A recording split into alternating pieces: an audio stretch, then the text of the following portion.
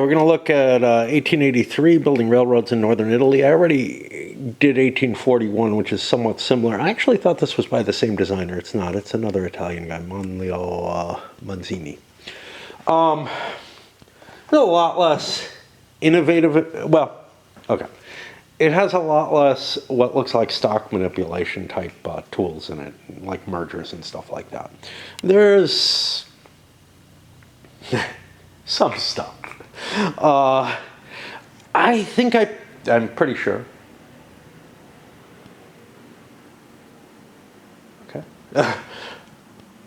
I'm guessing helicopter, but it might be a low-flying plane. I must have picked this up at an auction of some sort, and I was fortunate enough to get what I think is the deluxe or expanded version. Let me see if I have the baggie. Oh, I don't know. Yeah, there was this thing. 1883 rails on board. This was a packet of materials that came in addition to the regular game, I guess.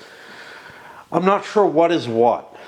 I opened that packet up and I pulled what came out of it, but I have the feeling that, well, I know that many of these wooden pieces came in the expanded version because I have duplicates of almost all of them in the counter sheet. Counter sheet itself is a little thin. It's not terrible.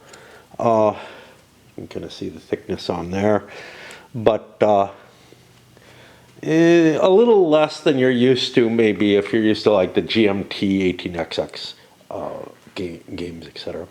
One of the things that drew me into this was it had concepts that I had never seen reflected in an 18XX before. One of which is concessions. I don't know if I've run into anything that had concessions before, and I don't really know what they do. I read the rules not long ago, but I read the original set of rules, and this came with, I'll be working from this, version 1.1 as I read through it. This is an unbound version clipped together. I think it's professionally printed, but it could be that the guy who got it just, is into doing decent P&P type stuff and put that together. Got some other stuff that's kind of weird. So I look in my box of things that I'm not going to be using for this playthrough. One thing is a bunch of money. I've gotten sucked into the let's play with chips, so I'll be using chips instead of opening this up. But I always like it when a game comes with the money, just in case you don't have it. Like I said, the extra counters. Uh-oh. A piece that like I said, the tracks, etc., they separated from the sprues, which are all downstairs now, a little easier than one might expect. So there were a few loose pieces when I opened it up. But otherwise, obviously, the guy who owned it did not play with at all because the tracks weren't punched. I never understand when people buy a game. I mean, obviously, you wouldn't buy this unless you're an XX fan. I get the feeling he kind of looked at it and said, yeah. Because the rules are a little iffy, especially this set. I haven't looked at this one yet. Some of the wordings, etc., feel a little ambiguous. And more importantly, there's obviously some translation issues in it. I felt like it was readable and understandable, but we'll see as I get to it. But we also got these really extra-sized versions of this, but only a tiny bit bigger. I don't know what these are. Again, they're printed on pretty decent stock, as are these. Almost a laminated feel to these. These do not have a laminated feel. So I don't know, you know, whether some of these came in the expanded version, like the laminated things came in that, and these came in something else. Makes very little sense to me, but I guess, I don't know. Anyway, we'll get to that. A bunch of player aids, again, on good stock. These are double-sided, so these almost certainly came with the game. I'm assuming these did as well, but these feel laminated, these feel not. You know, it's like this weird thing. A couple of these, which almost certainly look like they were professionally produced, but again, I can't be sure. But this gives the location of all F hexes, and I ought to have some of those out there already, on the board, as well as all mountains and hills. I think these cubes are part of the expanded version. Otherwise, yeah, you're going to have to go on this and try to see where the differentiation between mountains and hills are. And then we got this one, which gives the different concession locations. And again, there are discs for those, which I may put on the board, depending on how I feel about stuff.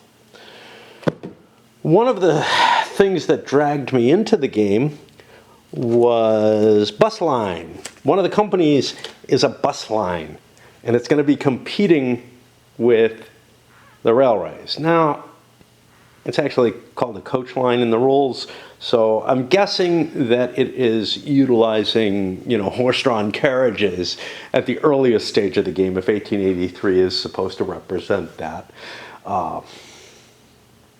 But if it's not, there we go. You have two different types of track. Now this colored track, I don't think this is gauge, but it might be. And then it reflects its way into later tracks that show up, and they create these as FS tracks, number with a different numbering system, which I think is specific to this game, but maybe that had come up before. Those are going to correspond, I think, to the F hexes. Let's see where the F hexes are. Yeah, maybe not. Oh, okay. Right. Yeah, I'm struggling more with this because not a lot stuck in my head for the rules. Now I've got like two round markers, both wooden. That's weird. That's all I have to say. I've got some other markers. I don't know what they go with, so I've got these. But they match the colors of the concessions, so I am guessing that these have something to do with the concessions. These came with the original game. Well, not those, but there's counters that match these. There are not counters that match these, nor are there the hill or mountain counters, nor the F counters. Those appear to be part of the expansion as far as I can tell. And given that everything wooden seems to be part of the expansion, there's these bomb markers. I'm assuming these work with some of the events. If that's the case, there's nothing in the original game that matches with those markers, so we'll see what we go with. And that's where we get to some of the weirder stuff. You've got your trains, you've got your certificates, you've got a set of privates, all the stuff you expect. The game only holds 4 players. It's designed to be played between 2 and 4 players. I'm always real iffy about small numbers of players in an XX game. But I think that the ones that are designed for it have so far tended to work out okay. So I'm not going to complain too much. I still think anything under 4 is like, wow, that scares me. The events are broken into 3 different periods, covering, I don't remember what, I think World War I gets covered in that one. The interwar period here, and then World War II after that, I think, or maybe no, post World War II. Yeah, so I think we have the beginning of World War II. Yeah, we have World War II showing up in the second deck. World War I shows up in the first deck, and then the post-war period. And those are going to get drawn and obviously have some sort of impact on play. I don't know how much, but with bombs, I'm assuming that's like cities getting bombed and not being valuable and stuff like that. I'm a little confused because these guys are stickies, but there's cubes for them as well. But over here, there are not stickers. And I don't know what's going on with them, because presumably you can't build track in these, but there is an important facet, which there's a kind of train, these two Gs, which are gravity trains. Essentially, they don't have a big engine or anything to pull all the, a full load up the hills and whatever, so they're allowed to just sort of roll downhill. And that may be that these are important to be marked one way or another in order to indicate that you can utilize the gravity trains to pull them downhill. And they're a special kind of train that doesn't get eliminated. No, it does get eliminated. That gets to run alongside your other trains and kind of in parallel to them, i.e. using the same track from what I understand. The trains are going to run from the 2 up to, I think, an 8. And we've got somewhere in between, we've got a 3 BIS. I don't know what a BIS does, but it costs more than a 3 train and runs a little longer. We'll see. It may have some kind of special functionality in it. That's not something I'm familiar with being in before. I could look on here somewhere. Yeah. Oh, look. See, now this is why I think this version was printed out by the player, because this thing, the errata, is printed on stock. And that doesn't make any sense. Also printed kind of badly, though, which I don't think this is. Like, there's places where the printing is bad. This is printed out on kind of a heavy-duty, glossy stock. It's like, so I don't know what, all kinds of stuff might have been printed on stock. I doubt these are, but, as just additional stuff that the player printed out, along with these player aids. So do I have the trains on here? I do not. I have the trains here, but here it just says BIS is allowed there. So that doesn't really help me too much. Okay. And I'm not used to this much crap that I kind of don't understand when I unpack an XX game. I'm used to there being like 1 or 2 things that really stand out, but there's a lot in this game. And some of that chromey crap is honestly why I picked it up. Stock market's right on here. We got special boxes for par. We got this options track. We'll have to see what that's about, and an options pool. I think that has to do with the concessions, but I'm not absolutely certain. You would think options kind of are something to do with stock, like you'd be able to buy the stock cheaper or whatever. I don't think that's the case here. And I'm sorry that I can't give you a better brief overview of this than I'm giving you right now. It also comes with a die. There are some cases where you're going to roll a die for certain things. Already you're looking at, there's a deck of event cards that randomize stuff. There's a die to randomize stuff. This is feeling less and less like an XX. The designer does go into, hey, Tresham threw random events and stuff like that into his own games. Yeah, I agree. Not particularly games that are all that well received, though, by the community. Like, just because Tresham did something doesn't mean it's that great. One of them, I think the main line, 29 main line had random events. I have stayed away from the 29 games because the one that I played was really, really dull.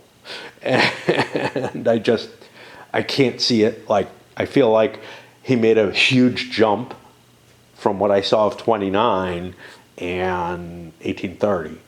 And I've just like always favored the much more interesting 1830 type of games.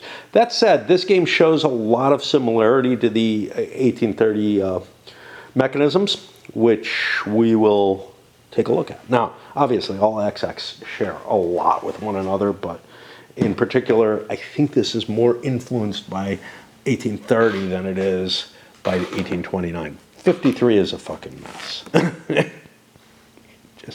It just is.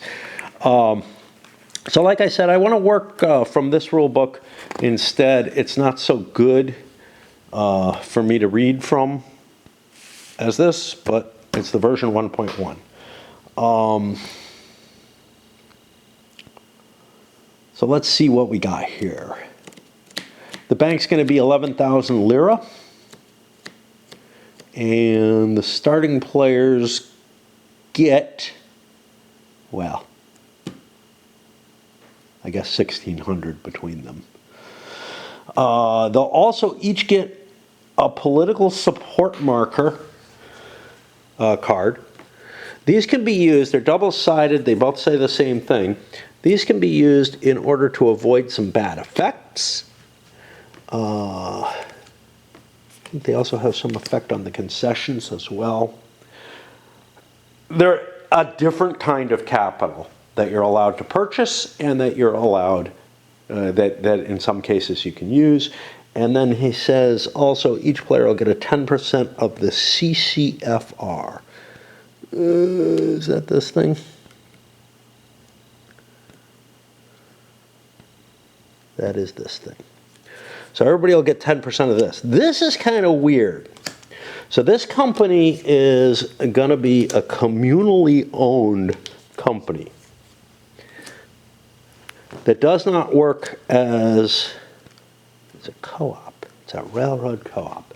It does not work in the same fashion as the other railways. It is going to have a value to it. I don't think you're allowed to sell your share of it, but you're allowed to embezzle with your share of it, which may be your best usage of that share. And we'll look into how that works as we look into the rules. But essentially, you're going to each be making decisions based on that company. You share in the revenues and whatnot that it produces, or essentially there's going to be a rotating presidency for it, which is each player gets to run it, once, and then at some point or another you might choose, hey, I'm not going to make that much from this, it's going down in value, whatever. You can basically choose to embezzle from the company while you're president, and I had a lot of stuff laying on this to try to get it to lay flat. It's just not doing it.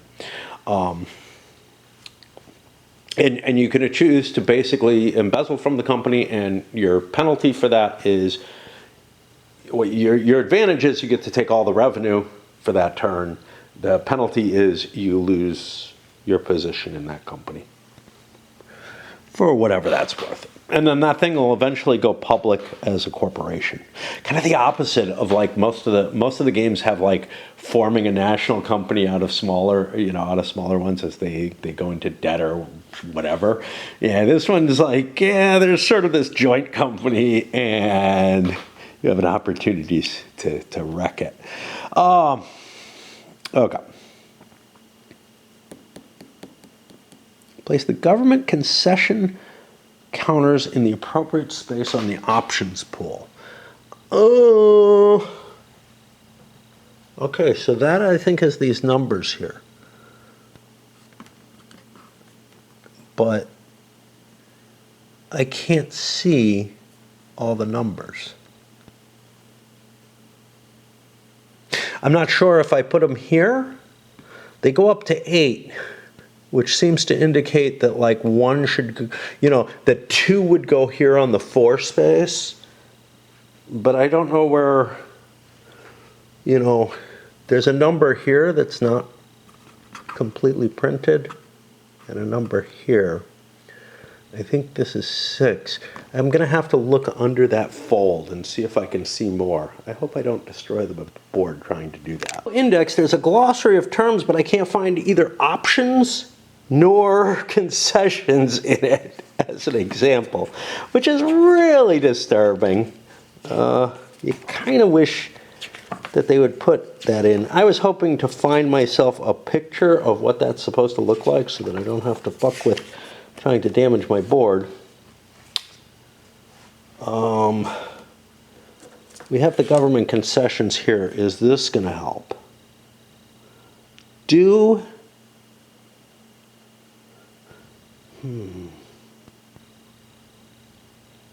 number of operating rounds for that connection. Yeah, so once your company buys a certain concession, there's a number of operating rounds you have it, and I think that may be what is being used to track this. But again, so is that right? So like 1 would take 2, 2 would take 4, 7 takes 4. Yeah, this looks like it's the right numbers for these. So the numbers that are written on here, they're on here, so I don't actually have to pry that apart. I don't think that's where these go, though. I don't think that's what they're saying. I think these go in the options pool. Let's look again. Place the government concessions in the appropriate space options pool. Okay, yeah, okay. So they're saying appropriate space options pool. That's the options track. So all of these will be up here.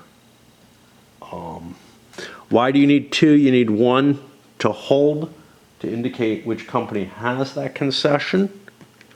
And you need another counter for that track to indicate how long you have left to keep trying to reach. And the concession is going to be a promise to connect, I think, 2 cities.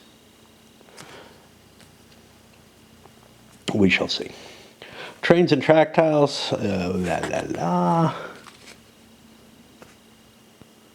Okay. Private companies. All right. Before the stock round, you offer the private companies to the players. This is going to be very much like an 1830 action. At the beginning of the games, they're owned by players, but throughout the game, they can also be purchased by railway corporations. They're handled almost exactly, if I recall correctly, like 1830. Some privates have a special ability. The banker offers sale on all the private companies by placing them on the board in ascending order. Whoever got the priority card will be the first to start. During your turn, you either pass, you buy a private company, and here's where they say things. Buy a private company of lower value by paying the price printed on the certificate. What they mean is the cheapest of them, and then make an offer for another private company of higher value. The offer must be higher by at least 5 lira if no other player made an offer for that company, or by lira 5 or multiples of 5 of the highest offer. This is weird. Yeah, it has to be in multiples of 5. I think there was something tricky in 1830 where you didn't have to offer in 5s. You had to offer at least 5 higher, but you could like offer 7 higher than the last bid just to like screw with people's money. I seem to remember that. Nobody ever did it, but well, okay. I know one time where I think it was attempted. The player who makes an offer for a company has to keep aside the related sum until that company is assigned. The sum cannot be used to buy or make offers for other companies. You do not get your offer back if you're overbid in this. And then if somebody buys that first one and there's any bids on the second one's bidding is resolved among the players who bid on it. You're allowed to overbid. It enters a bidding war just like in 1830. And so on down the line until we hit another one that does not have any bids on it, at which point that's offered at its current price to the person who follows the person who purchased outright the last one. Any purchases due to a bidding war don't count against you. They don't move priority or anything like that. Once all the private companies are assigned, the stock round will start. But if they don't all sell, then like in 1830, they pay out their income each turn until somebody finally finishes buying them all up. If that first one is not sold, it will be offered. If everybody passes and the first one's not sold, then it'll be offered at $5 less. And I think it's to the same player. Well, it's based on passing, but yeah. All right, throughout the game, as far as I can tell, once the first 3 train is bought, private companies can be purchased by railway corporations at the moment of, at any moment of their turn. They say every. The wording is still just as troublesome as it was in the original. I'm just hoping that there's some corrections in here. The corporation pays the player directly from the treasury. This will be anywhere from half the face value of the private corporate company to twice its value. No. The presidency of the Suzzara-Ferrara Railway, the presidency of the Suzzara-Ferrara Company assigned in the private companies phase cannot be purchased by a corporation. So that's going to be sort of like the B&O presidency. I expected it to be that one, but it's probably this one. Yeah, here it is.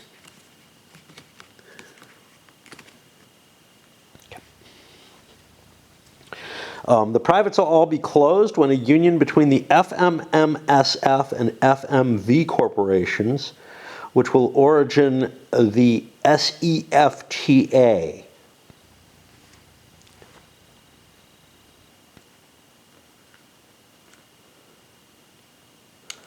I don't think you can actually start this thing because it is the result of a merger. So I'm going to have to be careful about that. I may have to take that off of there.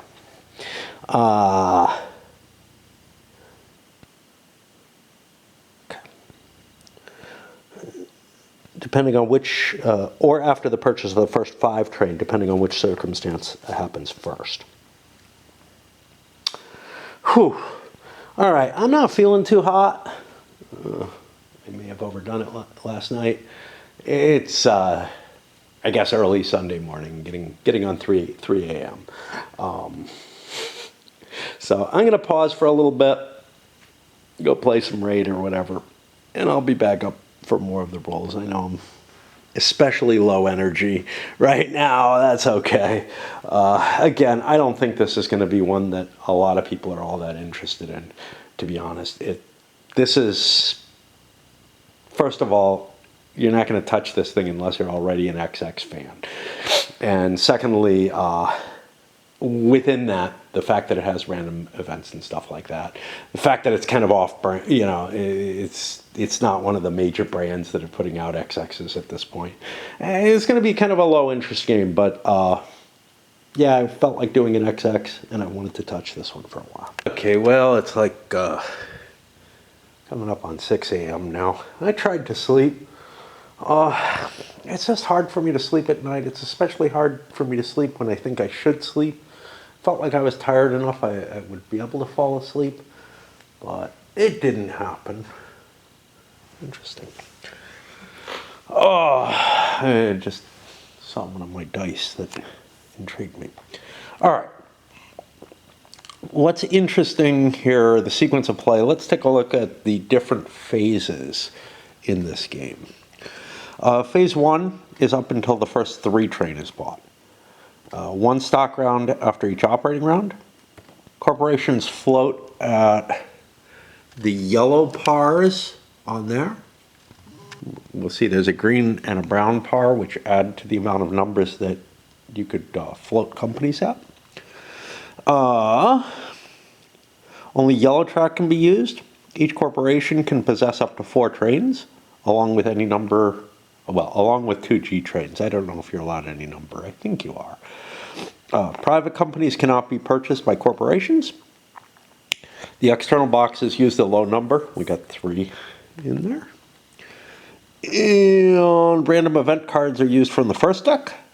And anchors, some of the companies have anchors associated with them. Anchors away. There's like 3 of them. They appear to be company based. Are worth 20 each, in addition to whatever the town is. Phase 2 is the first 3 train until the first 3 bis train. Not going with, some of the games I've seen recently have been going with, hey, the phase of the game is the train that you're facing. Nah, not in this one. Stock round is made every 2 operating rounds. Corporations are allowed to float at the 110 level. Green track can be used now. Each corporation can have up to 4 trains still. Privates can be purchased at this point. The low value of the external box is still applied. Random event cards of the first deck are still drawn, and anchors are still plus 20. The next phase is the purchase of the first 3 bis until the first 4 train. So we've got a phase change with each train, which makes sense. I wish they had named them after the trains. But then you have the weird thing of, oh look, it's phase 2 right away. That feels weird. Stock round every 2 operating rounds. Par stays the same. Anything else change here? Okay, they say the average value of the external box. By that I think they mean the middle value. Random event cards go to the second deck, and anchors are worth plus 20. Phase 4 is with the first 4 train. The 2 and 2 G trains rust. Corporations can only have 3 trains now. Anchors drop down to only plus 10. I thought they'd go in the other direction. And SEFTA can be merged, closing all the private companies. This is SEFTA, right? I should turn these upside down. Normally I would turn the shares upside down, but that doesn't actually do anything. They're double-sided on this. Printed the same on both sides. Okay. Phase 5 is the first 5 train until the first 6. Now there's 3 operating rounds. Corporations can float at 150. Brown track is added. The 3 trains are eliminated. The purchase of the first 5 kills the 3s. That's kind of harsh. Each corporation can have up to 2 trains now. Privates close. The average value of the external boxes, the middle value. Random events cards, second deck still. Anchors worth plus 10. SEFTA can be merged. The CCFR, that's this thing, becomes capitalist and starts working more like another company. And SARSA can operate on the plains. That's the coach company. I think showing that some kind of maybe heavier trucking and stuff like that starts becoming available. I don't know what it's meant to represent. Like, they're buses, but this is a game about full rail operations, which to me kind of means that you weren't relying on passengers if they're just buses, which seems odd. And obviously, for passenger transport, if there are no tracks anywhere, there would be coach transport available, so I really don't know. I don't know what it's meant to represent in a lot of ways. Phase 6 is the 6 train until the 7. The Three Biscuits eliminated. Corporations can only have 2 trains now. And we're up to the high value on the external boxes. I think this is when this happens. This feels a little weird because, like, usually I'm used to the brown being the last value, so it's going to take me some getting used to these. They're going to be a little different from what I'm used to. 3 bisses are eliminated, yeah. Random event cards are in the 3rd deck now. And we were in the 2nd deck before that, yeah. Anchor's still 10. SEFTA can still be merged. Sarsa can operate on planes. I think those are throughout from now on, because I see SEFTA can be made here. Phase 7 adds gray tiles. Still 2 trains, yeah. Phase 8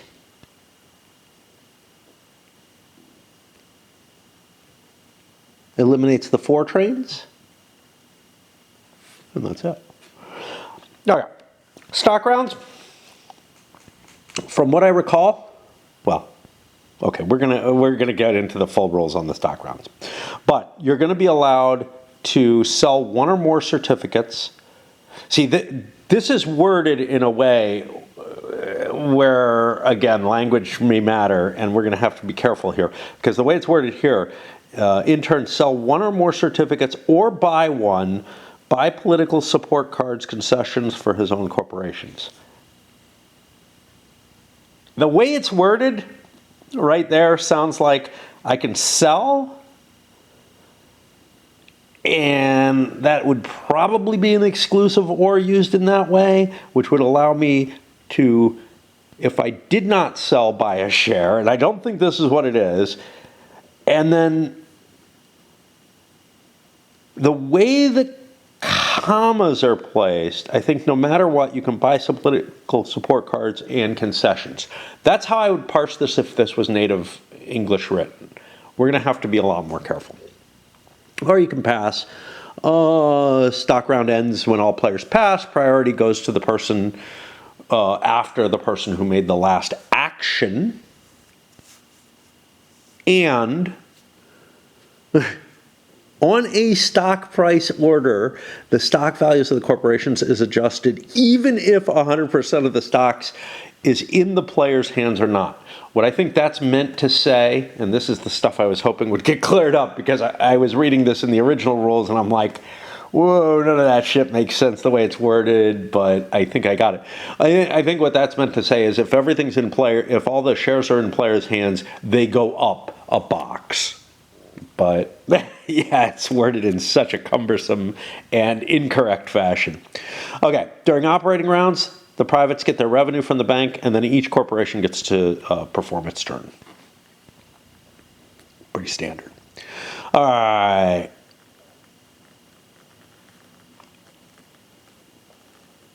Looking for anything different? Okay. Now here they spell out the overview of a stock turn. You can. Each player, starting with the priority card holder and proceeding clockwise, can perform the following actions. Sell 1 or more shares, buy only 1 share. It says can perform the following actions, so it doesn't sound like there's any restriction. Buy only 1 political support card, buy only 1 government concession on behalf of a corporation which he's president. If a player who does neither of the above actions passes,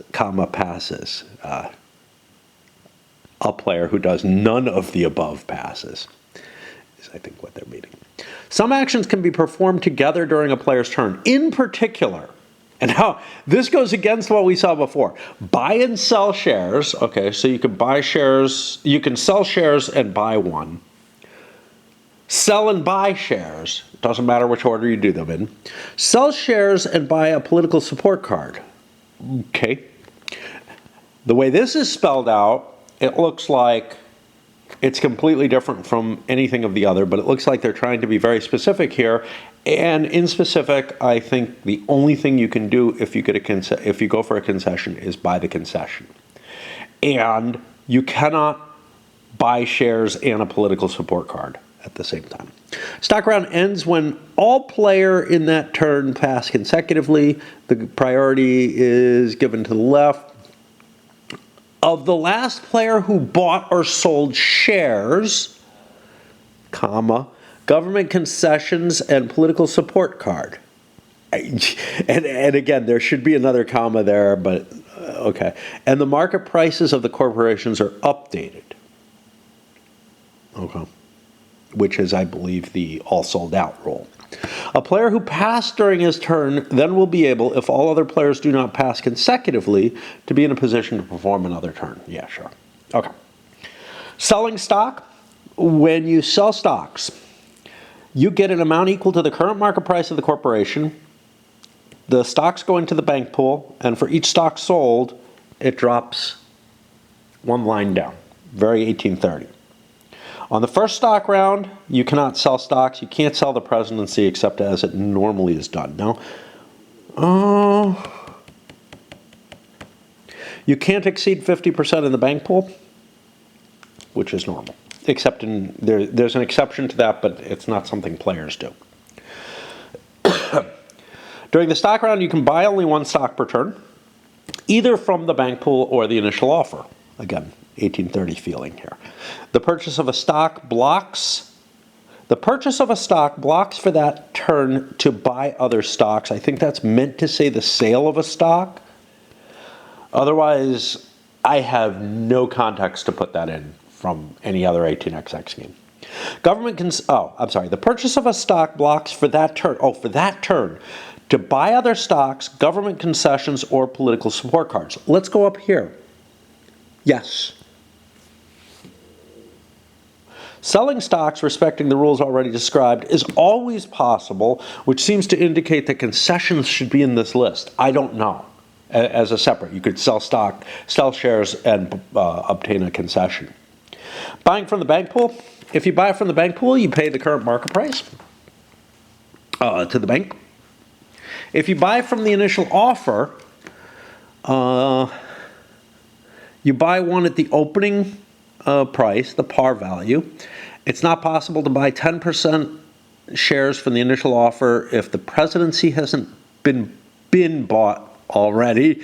That player pays the price to the corporation treasury and takes the stock. So it's a partial cap game.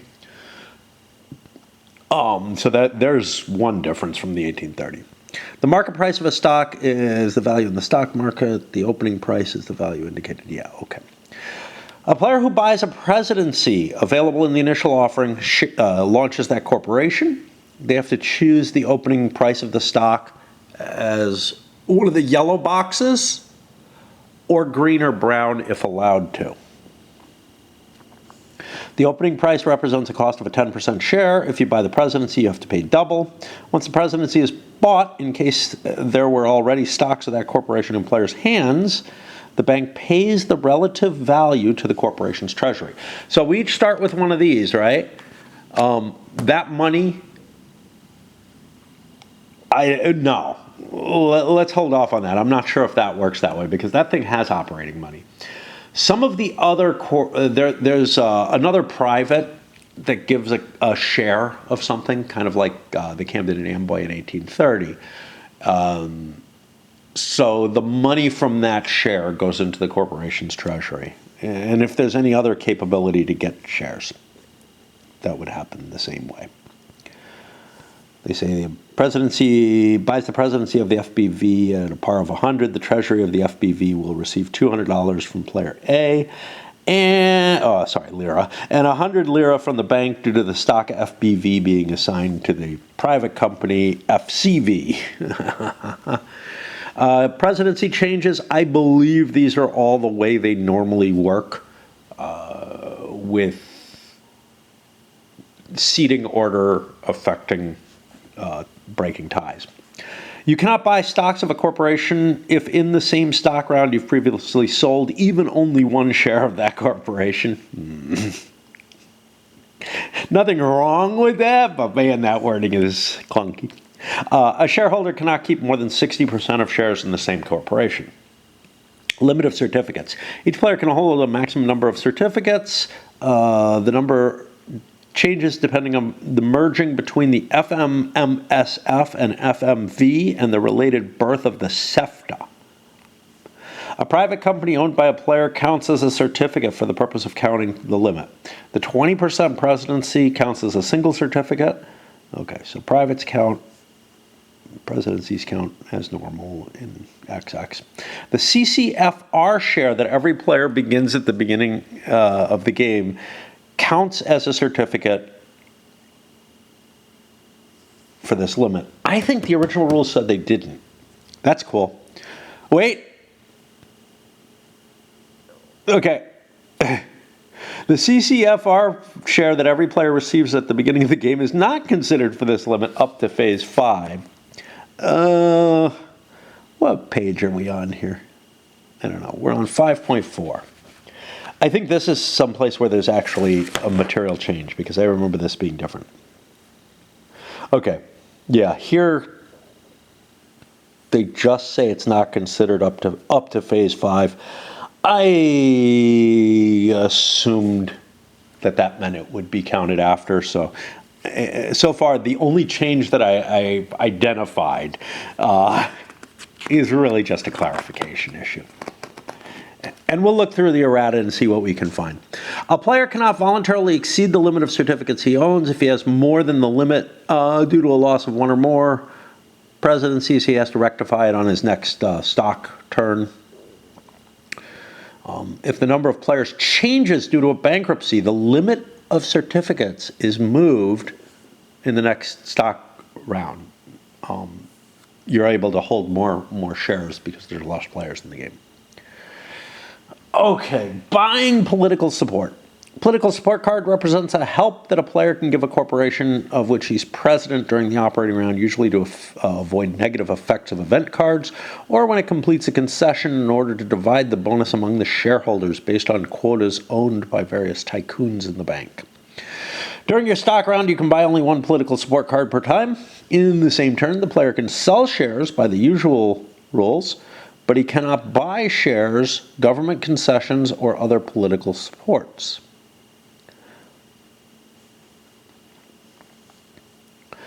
Each player can have a maximum of 9 political support cards in their hand. I hope there's only 36 in the deck then. Each card has a cost which depends on how many political support cards you already hold. So if you have none, it only costs you 5 liras to buy one. But if you have 8 of them, that 9th one's going to cost you 100. Buying government concessions. And that's these guys. A government concession is a commitment of a single railway corporation to realize a connection between some specific cities. For this reason, a government concession can be sold to only one railway corporation per time. In case the concession is not accomplished within the prescribed time, it comes back in play and can be bought again. You can buy only one concession per stock round. Each corporation can buy only one concession per stock round. The purchase is made by the president of the corporation, who pays the cost of the option to the bank with the money of the corporation treasury. And if we look at this, it has a cost that you have to spend, and then a bonus that you get if you succeed in fulfilling the concession at certain times in the game, expressed by the trains that are available. Looks like it always goes up. And then how many turns you have to complete that concession.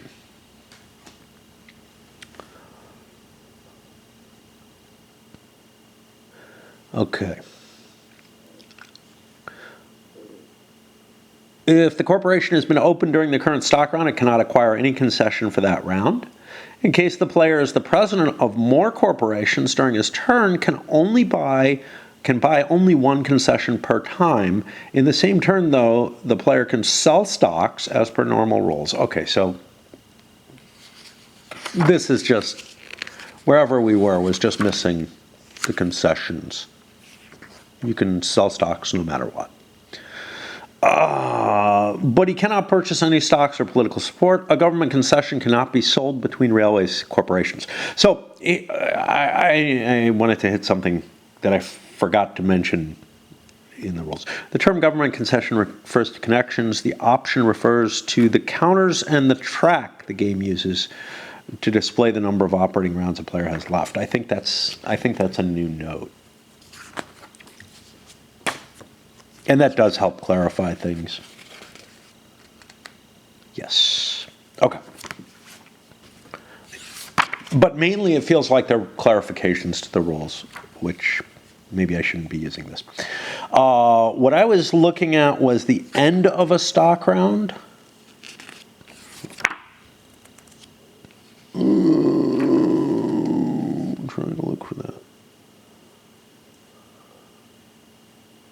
Yeah, so here it says a stock round ends when all players in that turn pass consecutively. The priority is then given to the player on the left of the last player who bought or sold shares, comma, government concessions, and political support card. Yeah, I think if you do anything you did not pass, and priority is affected by that. That's worded in a way that is really clunky and, again, left me thinking that we have to track who bought the last share as well as who passed. Okay, how do you fulfill a concession? A corporation which completes a connection between specific points indicated in the government concession obtains a bonus from the government. To complete the connection and obtain the bonus, you have to meet the following requirements. And then they repeat that just in case. And I found that a lot in this rule set. Again, not corrected here. They just say it, the same thing we just read. The corporation already owns already. I want to correct this in my head to what sounds better. The corporation owns already the concession corresponding to the connection made, shown by the marker on the corporation card.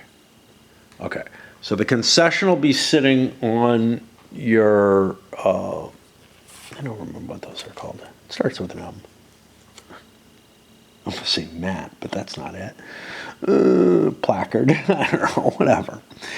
The corporation must be able to track a valid route which connects one of its token to all the cities indicated on the concession according to a sequence directed by the concession on the route, which can include other cities too, but the sequence must be respected. So we have something here. So Casalecchio, Bazzano, Vignola. You would have to be able to go from one to the other to the next, right? In that order. Or the reverse, but the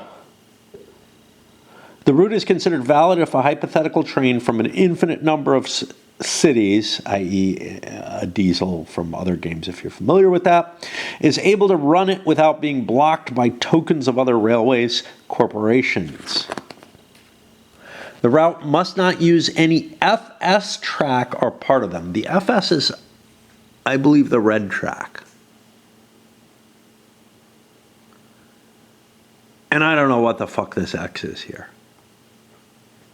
Yeah,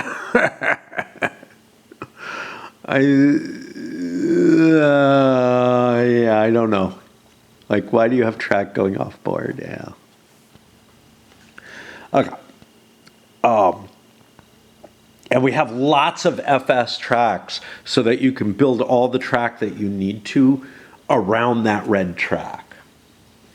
We'll get into what the FS track means. It's like track that the government already built. If a connection between specific points of a concession is accomplished but nobody owns the concession, the bonus is lost and the concession is removed from play. The bonus is paid. Now, this is really weird because it can't just be that the track's now connected. Somebody has to actually be able to trace an infinite train route through them without being blocked by tokens. Yeah. If they can't do that, there's probably a problem, a blockage somewhere along the concession path, and it's probably out of play anyway. But anyway.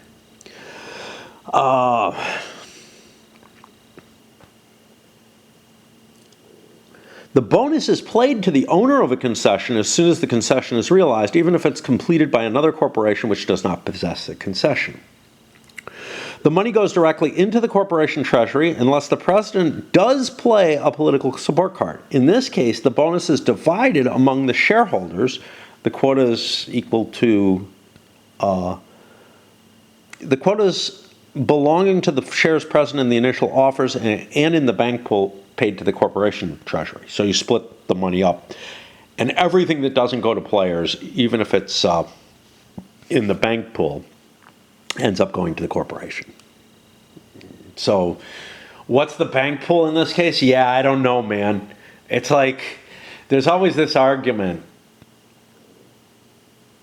1830 allows you to generate money from shares in the bank pool that go into the company treasury. It's a neat mechanism. It doesn't make any sense because those are shares that are out in the market that other people own. Some later games started using the partial cap rules and saying, look, if money's in the initial offering in the company's treasury, that's the money that goes into them. Now, it does make some sense in the full cap why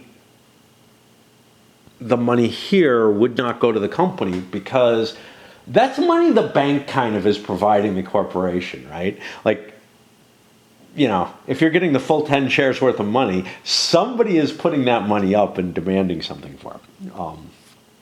But in this case, the minor investors, you know, the public at large, they're just not getting a share of this. They're not important enough to get this money.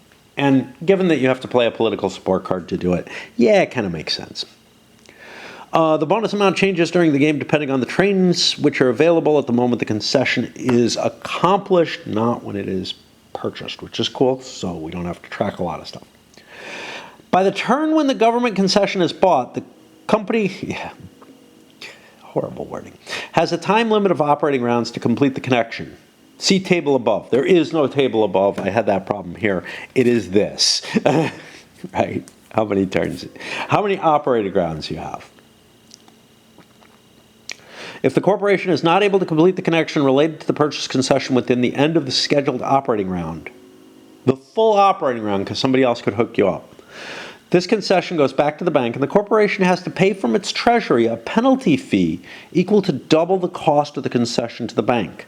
To help players remember how many operating rounds are passed,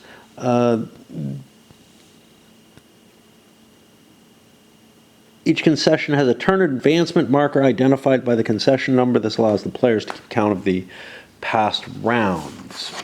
And we just count down. Okay, how do you buy them again?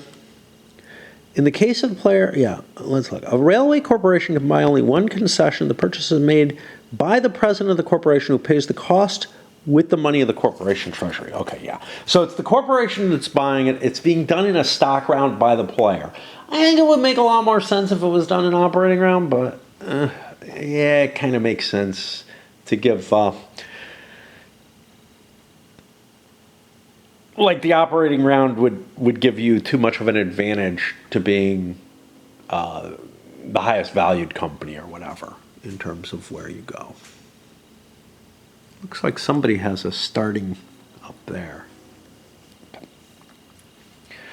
The end of government concessions. When the first 8 train is sold, the unsold concessions are removed from play. The corporations which possess any will be able to complete them, but if they fail, they will have to pay the penalty and the concession will be removed from play.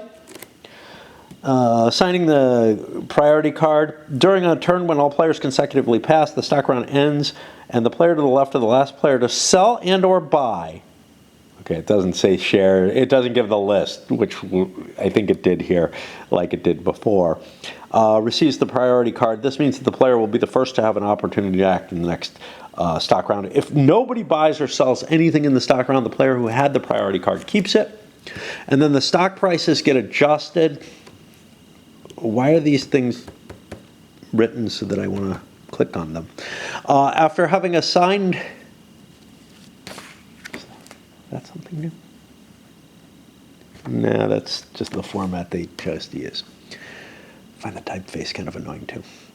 After having assigned a priority card, any adjustments to the stock price market is using the following procedure. If all the stocks of a corporation are in the player's hands, the marker of its price in the stock market is shifted up by 1 line unless it's already occupying the highest line. If a marker is moved, it follows the normal stacking order that we're used to for 18xx. During the stock round, the operating rounds, the value marker of a corporation could reach the section closed. If a marker of the stock market reaches the section closed, the corporation is removed from play, together with all its stock certificates, tokens, trains, treasury, grants, and private companies. Who owns stocks does not receive any revenue. The company treasury and the concessions are given back to the bank. The trains are moved to the bank pool, available for purchase by the rules for purchasing from the pool. Private companies and anchors are removed from play permanently. If the company is closed, owning the private company Compagnia de Navegación sul Po, CNP, 3.4 is applied by placing a stock of the SV from the initial offers to the bank pool, where possible, paying the related cost to the treasury of the SV. If the corporation that is about to close is the SV, just skip this step. I don't know what's going on with that. 3.4 they send me to in the rule book. I'm going to swap batteries very shortly. 3.4. Selling private companies or corporations. This particular one is not covered in here, as far as I can see. The CNP. I don't see CNP written here.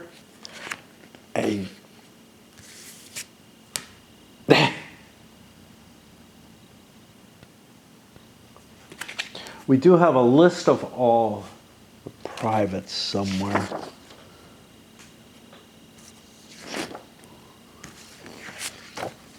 Quite a bit of errata here.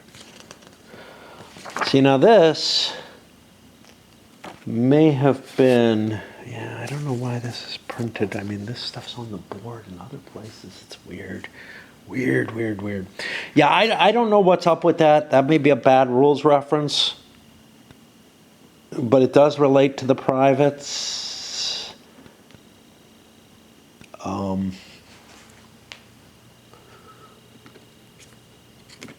Look here.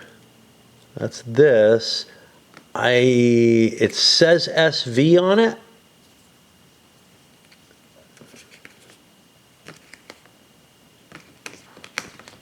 A lot of these look like they come with a share, if that's the case.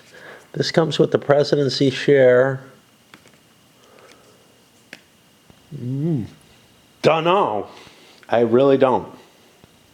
We shall see when we get to the description of the privates. I've stayed away from that, and I did not read that at all. Where were we? Closed corporation can be reopened at the following stock round. If the closed corporation is the SEFTA, the next turn will be SEFTA that can be reopened, and not the two companies FMMSF and FMV. They're the two that merged to create that, along with all the privates, I think. All right, we swap batteries. Go into a little interlude here because I'm going to take a little bit of a break, I think. But in terms of like why I care about falling asleep, first of all, I kind of like being up in the daytime. There are things I need to do in the day, like cleaning my roof and stuff. But of more importance, I'm pretty much out of food at this point. And I don't know if I want to shop tomorrow, today, whatever. I usually try to avoid Sundays now. I used to always go shopping on Sundays when I was working, but now it's less of an important thing to do on Sundays. But I know I want to go. I know I need to go either tomorrow or, well, either today or tomorrow. And so I have to get my sleep schedule so I'm awake during some of the daylight hours and not towards the end of the day when, you know, I have to go play Raid or whatever. Anyway, I'm going to swap pipes, maybe watch a video or something before I get to the operating rounds. The big thing is, I'm trying to catch this. I'm not really seeing the pretty colors through the camera that I can see in the sky with my eyes. The funny thing is that almost the mere knowledge that I want to like tinker with my sleep schedule, or that I think that I should go to sleep or whatever, makes me not able to. It's like, it's not just like when I was lying down trying to sleep. It was pretty easy. Like I felt like I would fall asleep. I didn't. Okay. Got to the end of my video, laid in bed for another 20 minutes or so. Didn't really kick into full sleep. I might have drowsed a little bit. But now I'm like emotionally not wanting to sleep because I want to play this or something. It's like there's just any time that there's something that I really should do, even if it's, not like I should do it so that I can go shopping, which is, I can understand why I would have a disincentive for wanting to go shopping. But like, if I say, I really should do it so I can go for a walk or, enjoy some time out on my porch or something like that, just those kind of feelings. As soon as I make that decision, I immediately start not wanting to sleep. Like I'm more awake and charged now and really thinking, if I make it through the rules, and there's a lot of rules that it looks like here, although some of them are not actual rules. But if I make it through them, then I can get started playing and and it's almost like, and I'll also have thoughts like, that thing I want to do, I can do it once it's daylight. If I'm up till 10 a.m. or 11 a.m., I can go shopping or I can work outside or whatever, or I can just enjoy the day. But I don't end up doing that. I end up, I'm really tired at that point and go to sleep. I'm just such a fucked up person. Just sleep. It's any time that I start saying, I should do this or I would enjoy doing this or something.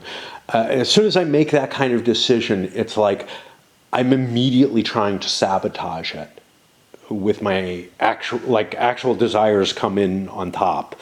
Like another layer of desires, ones that I don't fully support, ones that I don't agree with. Like, I wouldn't be excited to play this particularly, I think, except for the idea that I think I need to sleep. Okay, let's see what's weird about operating rounds here. Private companies generate the revenue first. There's a variable number of operating rounds, very much like 1830 there.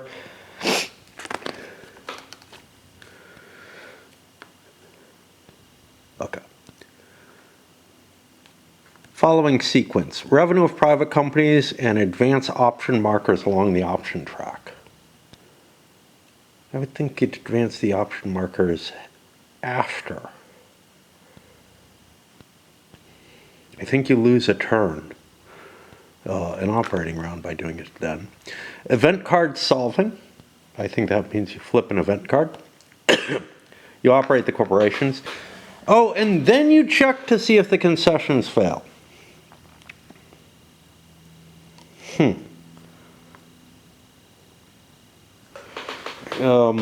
Elsewhere it says you check the concessions for success everywhere, so it's not that.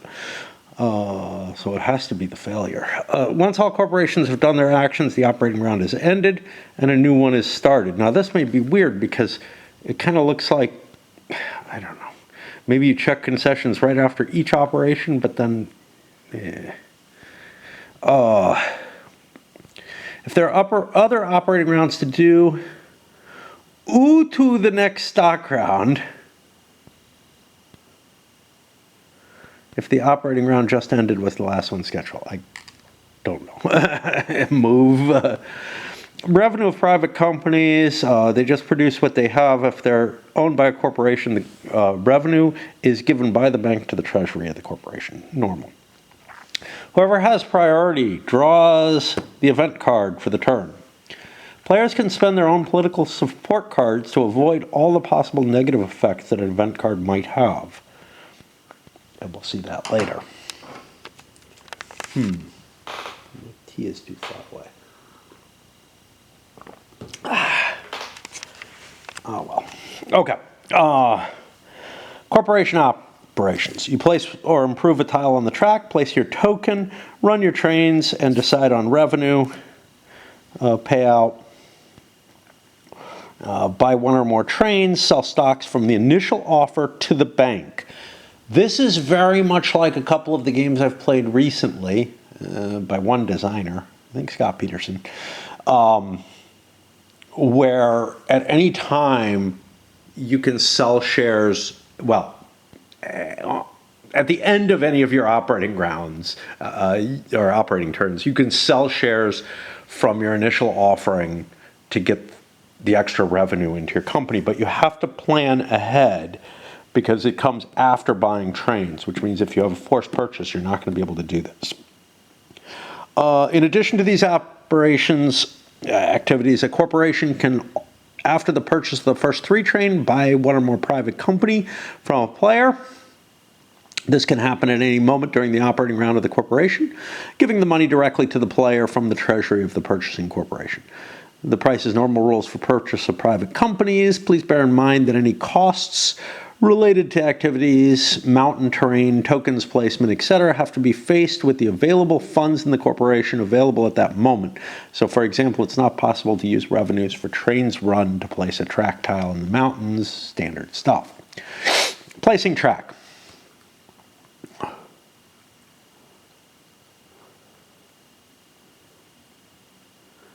You cannot place track over gray track. You'll notice there's green and yellow track, yellow hexes. The yellow hexes already have built track on them that can be upgraded to green, is basically what it's saying. The gray cannot be upgraded. And what's all this green stuff? I think that can be played. I think you can play yellow on it, is what it's saying. Okay. Otherwise, doesn't make a lot of sense.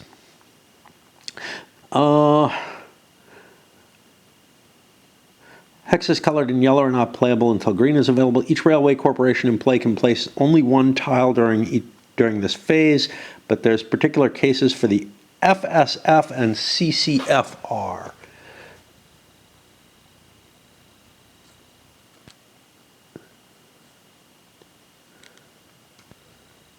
CCFR is the consortium. I don't know what the FSF is. Oh, fuck. Yeah. There it is. I don't know what's special about that. We'll have to see. Okay.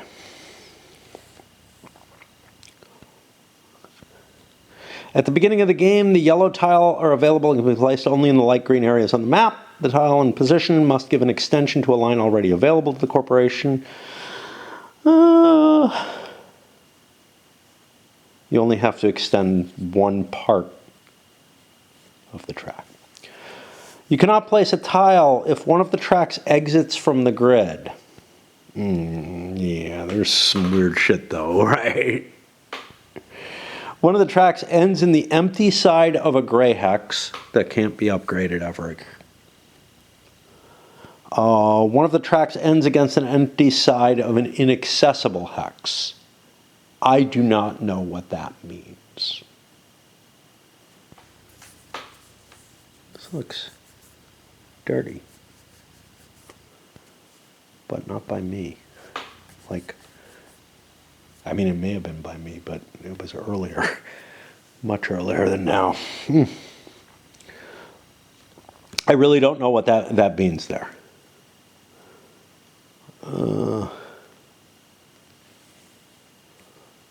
Tiles can be placed on plain hexes without any cost, but placing a tile on any other kind of hexes, such as hills, mountains, and rivers, have a cost which is printed on the map. Now this is odd, because I've got costs on the hills and mountains, but I do not see costs on most of the rivers. There are a few up here that have a cost. These costs are not paid if the tile is upgraded further in the game. The tiles showing cities or towns must be placed on a map only on hexes containing cities or towns. Yes, normal stuff here. Improvement. These are going to be general rules here for this, but the red track has to be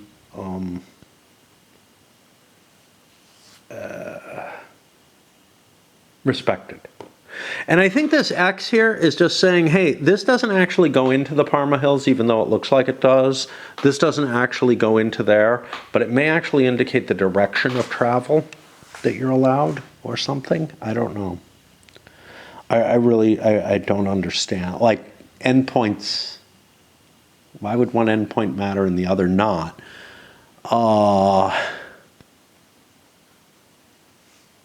And then this has endpoints in both directions. So we have to find out about those.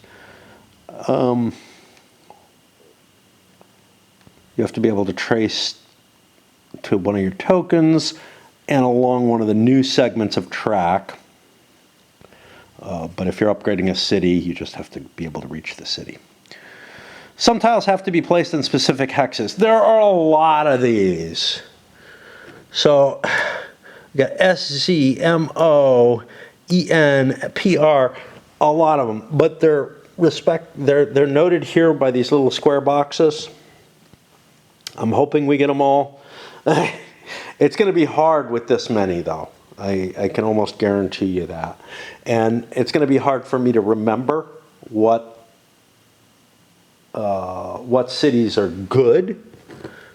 And then we got weird shit like this with a 40 and a 50 on it. What the hell, man? And they're separated, which I think... But then we got shit like this where it looks like they're connected and hit all these connections. And, you know, why would you build it... why would you build this one like this and that like that? I just don't know. Like this looks like there's this track, and there's that track, and that they don't conjoin. So we're going to have to really look into how these are represented and dealt with. And then we got shit like this with 3 little dots all separated, one that looks like it's not connected at all. I don't know what this notation is meant to say. I don't remember any discussion of it, which worries me. So maybe they're just like, this is a normal X city, and that's all it is. Why do they have 2 price values then? Yeah, I don't know. Maybe one's for going through. Yeah, I think one's for going through and one's for making it a terminus. Okay. FSF Corporation. Until the first Fortran is sold, the FSF can place a tile. That's not this. Can place a tile or make an update beginning from each of its starting bases, Poggio, Roscoe, and Suzzara. FSF. FSF was the weird one we were talking about before. It's not got that. I don't know. It's got both of these. So it can build out of both of those until the first 4. On the hexes marked with the letter F, which we don't have a marker for, do we? No, we do have F hexes. It's T hexes that we don't have. There's these T's here, which are something different. I don't know what T's stand for. I know F stand for this. If the 2 starting cities are connected, it's possible to have also a placement and immediate upgrade, I guess, of the same hex. For all other hexes, FSF places and updates tiles as usual.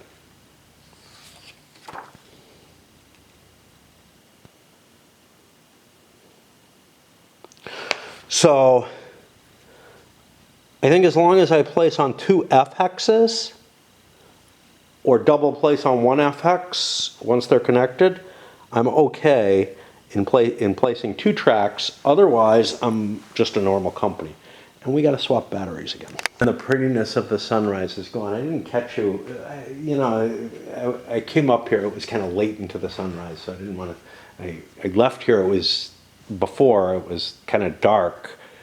And I tried to give you some of that because it was a pretty kind of bruised color, but you missed the best, or I wasn't up here for the best of it. I was brewing tea and got to see it there.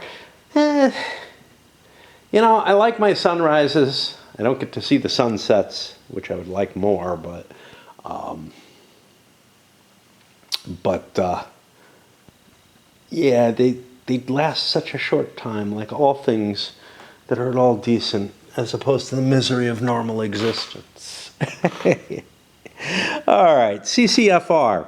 Until its capitalization, the CCFR, that's this guy, cannot place any tile north of the FS route Parma-Bologna.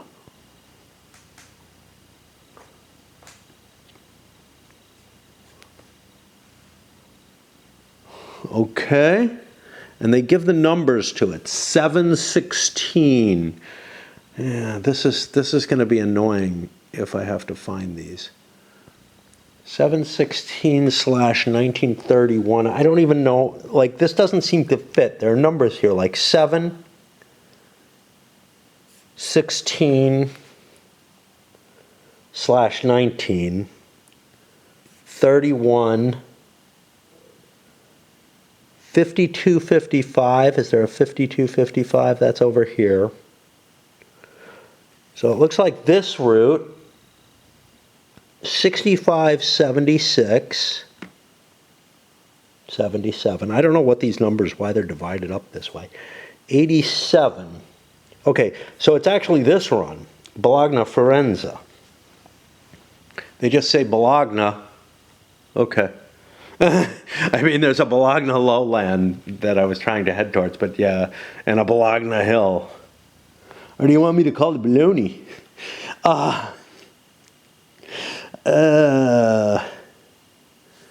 Okay. Until its capitalization, it cannot place any tile north of that route. It can place a tile or make an update from each of its starting bases, Reggio Emilia and Ciano. Okay, here's Reggio, but is that Reggio Emilia? Well, this is the starting. Where's the other one? Oh, you didn't give me a number. Oh, there's Ciano. And this is a sticker again. So obviously, like, some kind of modification was made to the original board. I don't have any remains of that. But these were all stickered, some of them very badly, when I got the game. I tried to repair the ones that were the worst. Where are we here?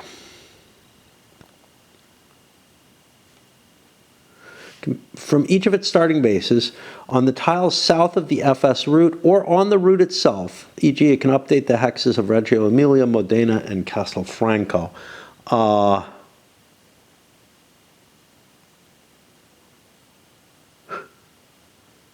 I'm not sure that that means it can't update these. I think it can. Because it says, or on the route itself. If the two starting cities are connected, it is possible to also have a placement and immediate update at the same time. Beside the placement and update described above, CCFR can place an additional yellow tile, but only if on a mountain or hill terrain. Up to its capitalization, CCFR does not pay any mountain or hill terrain costs for none of its posing. Okay. That's one of those things that I expected to be corrected because it's like, just, I understand what they're saying, but it's nonsensical in terms of being English. Tokens, when placed on a city, are the rights of the route. These are normal. When a corporation is opened, each of its starting cities, it gets 1 or 2 tokens. And from then on, you're allowed to buy 1 token per turn, and you can do that on the first turn as well. Oh, fuck. Battery thing is not charging. Well, we're going to have to slap that around a few more times, I fear. It's not being good. Okay. And they cost either 40 or 100 lira. And you'll see on the chart.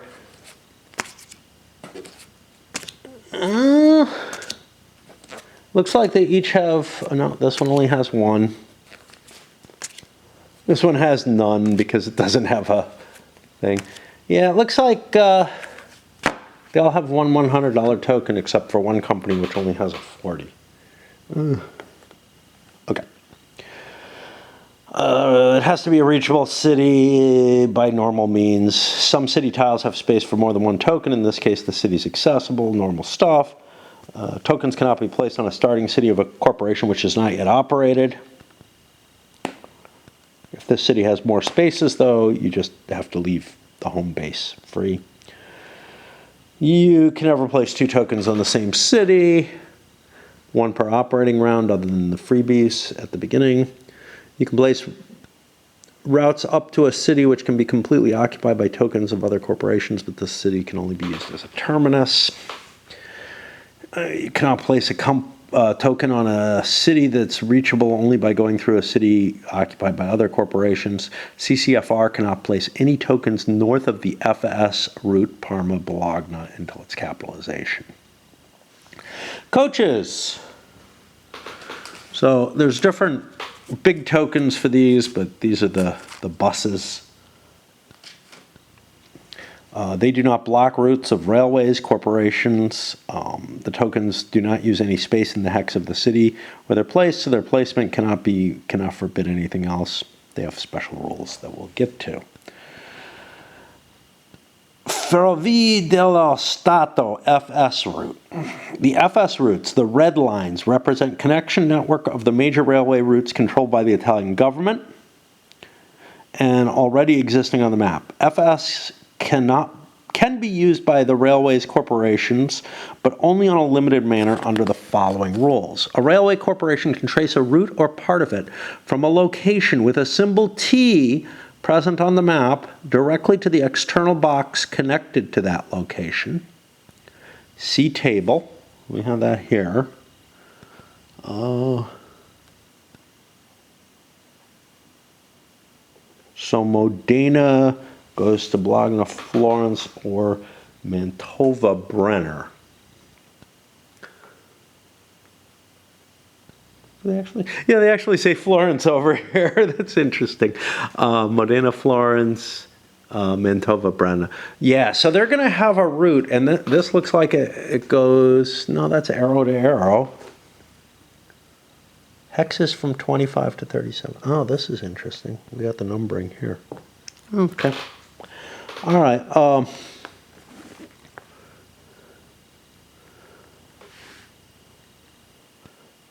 Reggio Emilia can only go on the Bologna floor. So it can't go here.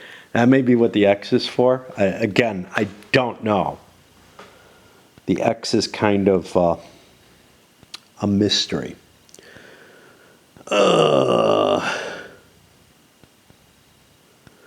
Running the red line, the red route, the city with the symbol T in this case will be considered as 2 cities in terms of movement. What the fuck is that supposed to mean? The city with the symbol T will be considered 2 cities in terms of movement. Like you have to count it twice, but you only get once the value? I don't know. Completely weird. All right. The cities that are, so a railway corporation are part of it, from a location with the symbol T directly to the, okay. So I'm almost getting the feeling that you like can connect to this and jump to this, ignoring this, and you count it as 2 cities. I'm thinking that. I don't know if that's right. That might be one interpretation. We have some examples. A route from T city A to the external box B needs a 3 train. Yeah, but what about this city in the middle?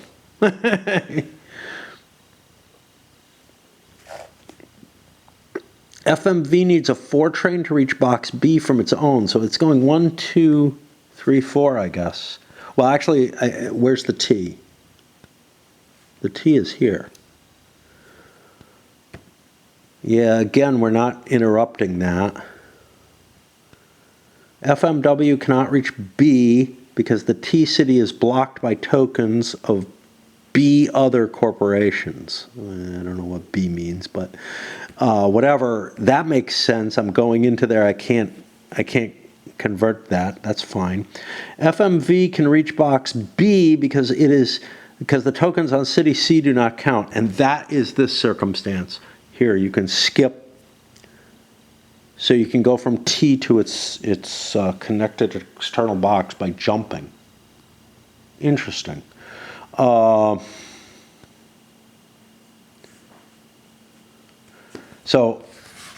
we are only allowed under the following rules. A railway corporation can trace a route or part of it from a location with the symbol T present on the map directly to the external box.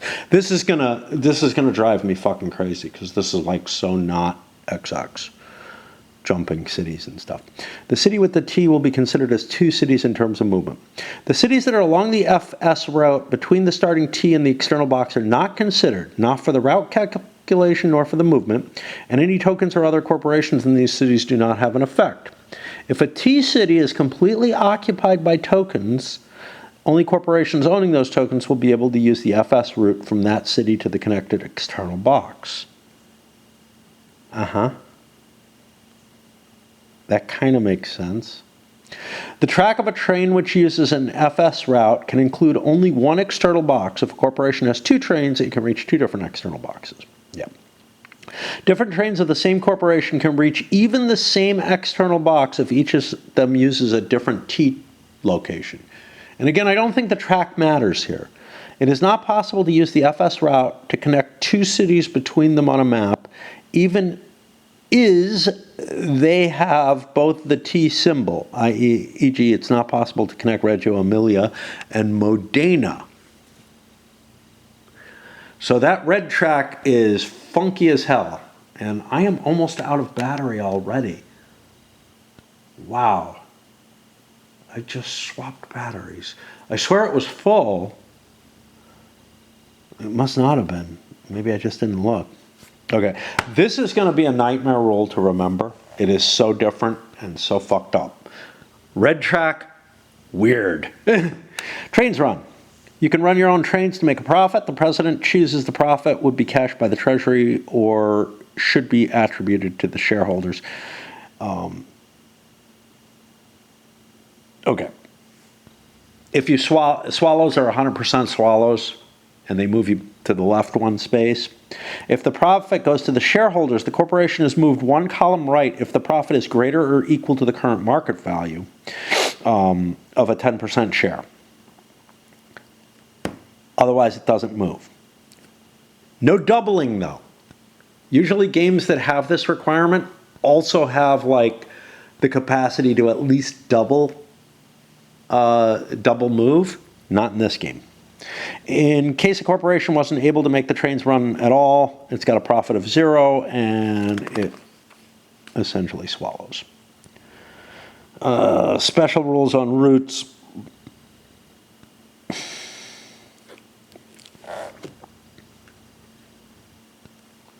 Routes of all trains have to remain separate. We're going to see pretty much the rules that we see everywhere in XX games, but the 2G trains break some of these rules.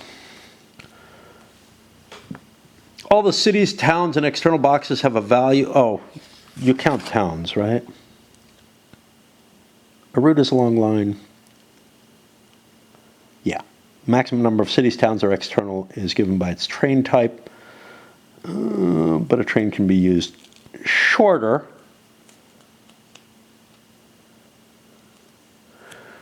A train has to be continuous, and it cannot go back in the exchange hexes.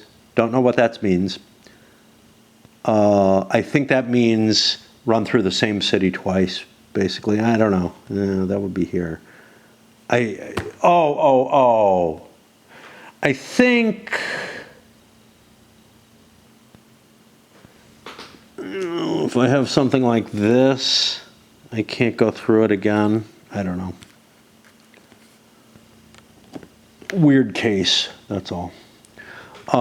Use twice the same track section, use twice the same city town. This is such a minor thing. If I get this wrong, I don't think it's a big deal. If a corporation owns more trains, the routes of all trains have to remain separated from each other. They can meet and cross in city hexes coming from different tracks or use two independent tracks on the same tile. Special rules are applied to the 2G trains. Yeah, I don't know what that go back in the exchange hexes. I don't know what the fuck that means. I just have no idea. I feel like I don't know what an exchange hex is, right? Like, basically the question is, could I do this and then come around and do that? And and if we look at these, they're different colors, so it's like, are these bridges or not? I don't know. I don't know what's going on with that track. We have two different views of the track, right? Like this, there would normally be no exchange here. It's one way or the other, because there's like a bridge drawn on the track. I got no idea with this here. Maybe we have runs around ACE, A, B, D, E, F, yeah, it's all pretty clear. I'm not seeing something that really tells me anything that I'm finding odd in the examples yet. So I don't know how I'm going to read those.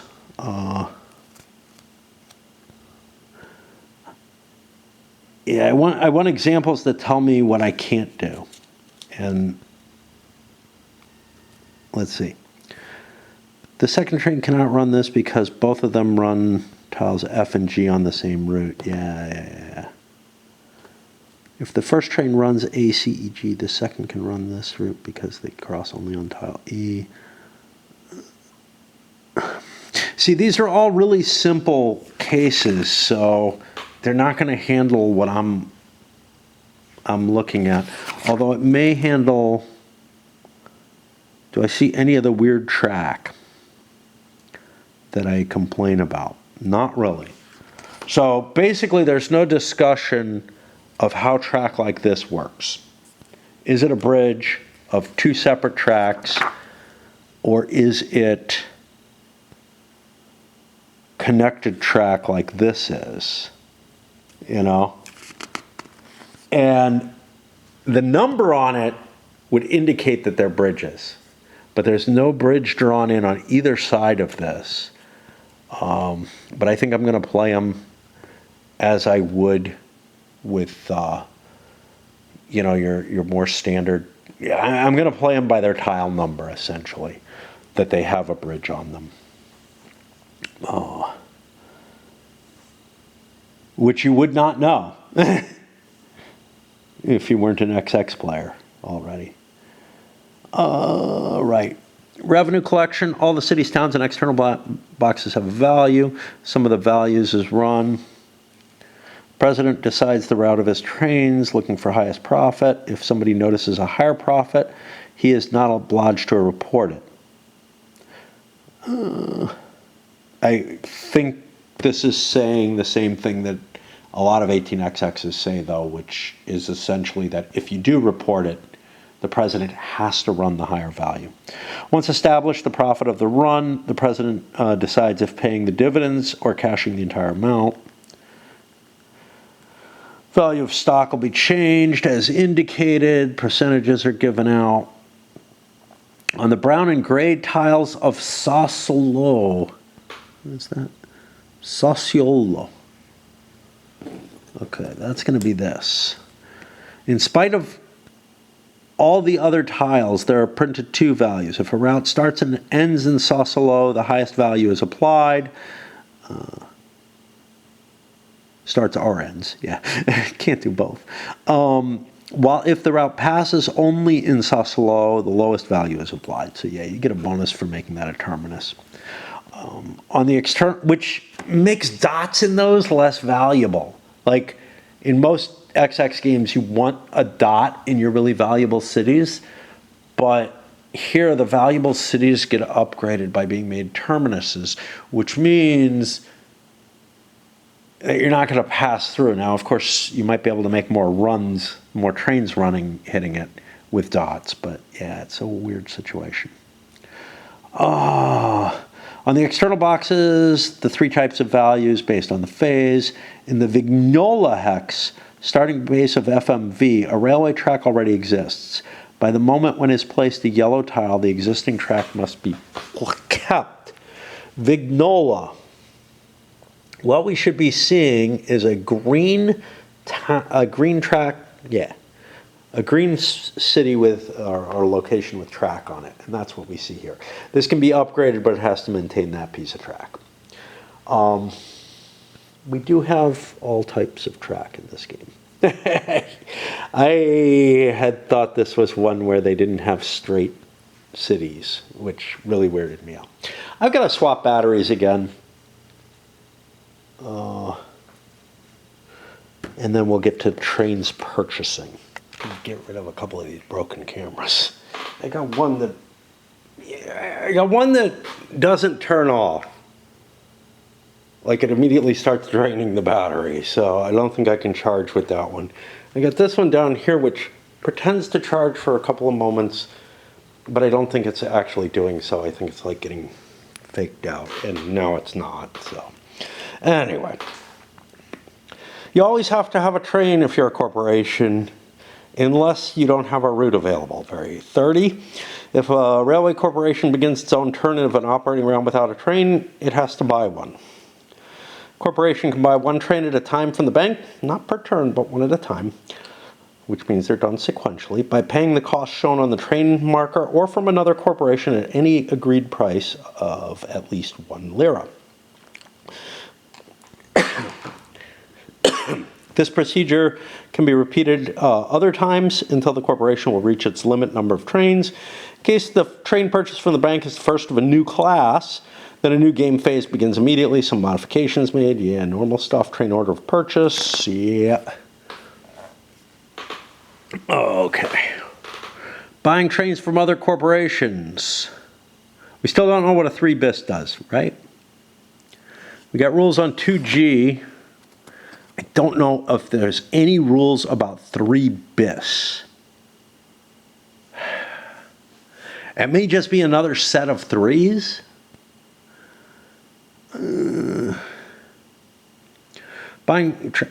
can purchase them from other corporations at a price agreed between the 2 presidents, the minimum price of 1. When you buy a train from another, you transfer the train. This is interesting. I think you're allowed to buy trains from other corporations in any phase of the game. Usually there's a limitation on that to prevent early rapage. Certainly there is in 30. You have a maximum number of trains that you're allowed to buy based on the type of train that's out. These may just be like tail end BIS. I don't know what it stands for. A corporation that finds itself with trains in excess of the number of trains will have to throw the others back into the bank pool, at which point they can be bought at face value from the bank pool. And you might have to if you're forced to do a train purchase, because you might have to buy the cheapest train available. The 2G trains. They're a train without a locomotive which runs any downhill routes. I don't know how it gets back up. A corporation can buy 1 or more 2G trains only if it owns already 1 or more 2, 3, or 3 bis trains. The number of 2Gs owned by that company cannot exceed the number of 2, 3, or 3 bis trains already owned. The 2Gs do not affect the train limit. They do not satisfy the requirement to own a train. The route has to be downhill, from a mountain to a hill, from a hill to a plain.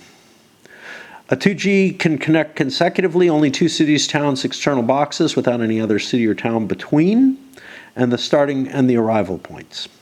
The route must include a token of the corporation. The value of the route is halved. 2G's run is considered subsequent to the regular runs, so the route of the 2G can use routes already used by the other trains of the by the 2, 3, and 3 bis. But I believe the 2G trains have to be separated. Once the route is defined, the president rolls a D10.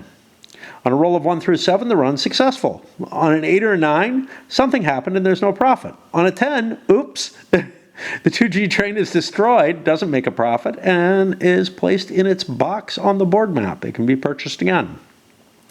The profit of the 2G is added to the profit of normal routes, creating a total profit run. You can't separate it out. Again, a recent game I played allowed you to basically do all kinds of different configurations as to how you pay out. Based on the trains you had. All right. And we have an example of the 2G, but I think I understand it. If a railway corporation is obliged to own a train and doesn't have enough money, then and can't buy a train from another corporation, etc., the president will have to proceed to a forced purchase. In this case, the president must buy the most economic train, cheapest, among those available in the bank and bank pool. They will have to use all the money available to the corporate treasury and then add a difference following the order, using his own personal money, selling his own stocks, keeping in mind that the bank pool cannot contain more than 50% of a corporation's stock, and that CCFR stocks cannot be sold until it's been capitalized and has a value. All the related rules about the sell, I think that would affect any stocks that don't have value yet. All the related rules about the sell and effects on the quotations are applied, i.e. dropping value and stuff like that. If the president's not able to collect enough money to pay for the most economic train, then the player is in bankruptcy and the game continues without him. The corporation without the train is closed and can be launched again in the subsequent stock round, i.e. Let's leave that alone. I was going to say something that doesn't work there. All the tokens and anchors markers, the concessions, the certificates, etc. are removed following the rules of a closed corporation, just like if it closed over there. Shareholders get no reimbursement. All the stock owned by the bankrupted player are placed in the bank pool, even if they exceed the 50% limit, i.e. you're just knocked out of the game. No game end for this. If the bankrupted player was a president of another corporation, a check is made to see if another player becomes the new president. In this case, he will take the presidency certificate from the bank pool, exchanging it with two 10% stocks. If any player cannot be the new president, also this corporation will be closed, and it will be possible to launch it again. In the case of the SEFTA closure following turn, it will be the SEFTA that can be opened again, not its two component companies. When the bankruptcy of the player is reduced, changing the certificate limits.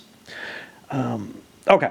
Then after you buy trains, the operating round, the corporation can sell one or more of its stock certificates in its initial offer. In order to sell these, the corporation has to implement the following activities. The president moves the stocks on sale to the bank pool.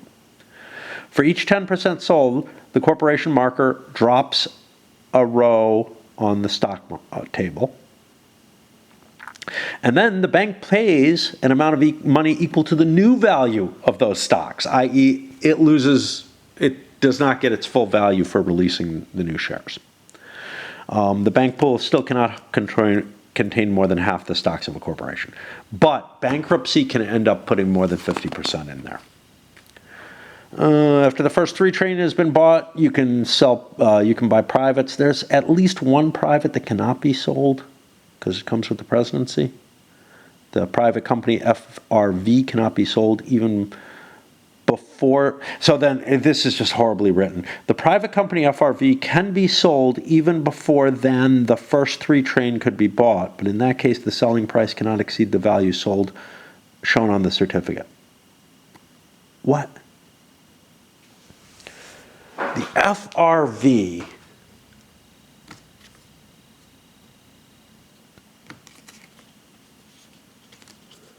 that's this. So this can be sold early for some reason. Even before the first 3 could be bought, was bought, but in that case the selling price cannot exceed the value sold. Yeah, so you can't make money off of it. Oh, that one looks like it's done. I can swap batteries and get another one charging. When all the corporations have finished operating, a check is made if any corporation was not able to make the connection required by an own government concession. In that case, the concession is given back to the bank. The corporation has to pay its penalty. In case there are more corporations involved, the order of market value will be considered. You go highest first. Why is that an issue? I don't know that it is. I guess bankruptcies could happen because it has a forced purchase rule. That would be the only case. At the beginning of each operating round, except the first, a random event is drawn. Some events have effects that players can avoid by using one or more political support. Others have effects that players cannot avoid. When the event is referred to the players, each player, starting with the player with the priority card and going clockwise, must immediately play the required number of political support cards to avoid. If he doesn't want to, can't. The event is applied. When the event is referring to corporations, each president involved proceeding in price order who wants to avoid it must immediately pay the required number of political support to avoid it, if he can't or doesn't want. The event is applied. Some events have a random victim, and in that case, a die is used. Event cards are removed from play once used. Now, we have this active events. I don't know if I'm supposed to have the current year's events in the active and these guys not. I'm going to keep these guys off the table because they just make more sense and maybe use that as a discard. Because having two decks that look exactly the same, they have the same backings. They don't have different years on them or anything. There's no reason for that except whatever. Okay, special rules. The CCFR. This is a railway corporation with special characteristics.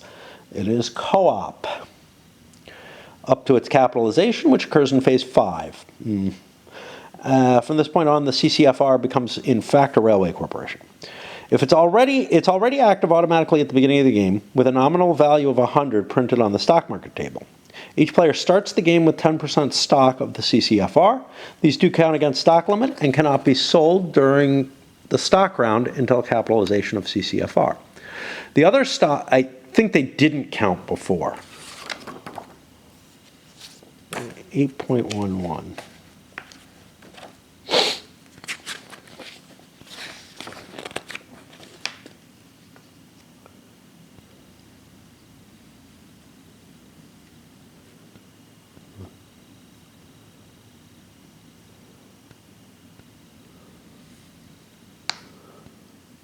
Well, they do. They say they do count there. So yeah, I think there was something screwy on that, where somewhere they said they didn't count. Anyway, what do we got here? This tells you how to deal with the new deck. You remove the old deck and put a new one in. You don't shuffle. You also, if you run out of random events in a deck, you don't draw anymore until the new deck is available. Okay. These stocks do count against stock limit and cannot be sold during the stock round until capitalization of CCFR. The other stocks are placed in the initial offers with the presidency stock on top. Determining CCFR president. Until its capitalization, the presidency changes every operating round. The first president is determined at the end of the first stock round, observing the following rules. The president is the player with the highest number of railways presidencies. In case of a tie, it's the player with the highest number of stock certificates. Privates count too. Highest number of certificates, not shares. In the case of a further tie, it's the player with the most money on hand. In case of a further tie, roll a die. At the end of the operating, which might be very, very likely. At the end of an operating round, the presidency of the CCFR goes to the following player, in player order, I guess, unless he's already ousted from the CCFR, in which case it goes to the next player. Tiles and tracks. Until its capitalization, it can place a tile or perform an update from one of its own starting bases. Reggio Emilia and Ciano, and can place an additional yellow tile in mountainous hill terrain. CCFR does not pay any cost for mountainous hill terrain. Okay.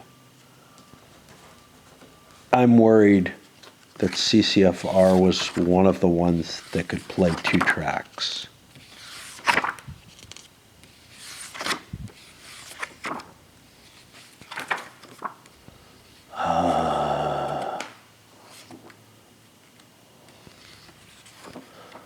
Until its capitalization, it cannot place any tiles north. It can place a tile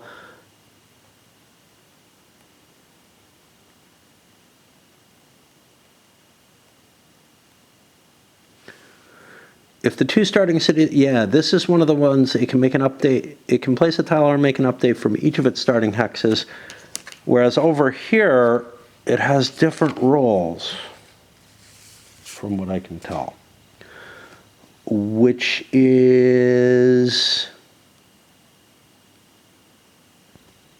can place from one of its own starting bases and can place an additional yellow tile in mountainous hill terrain.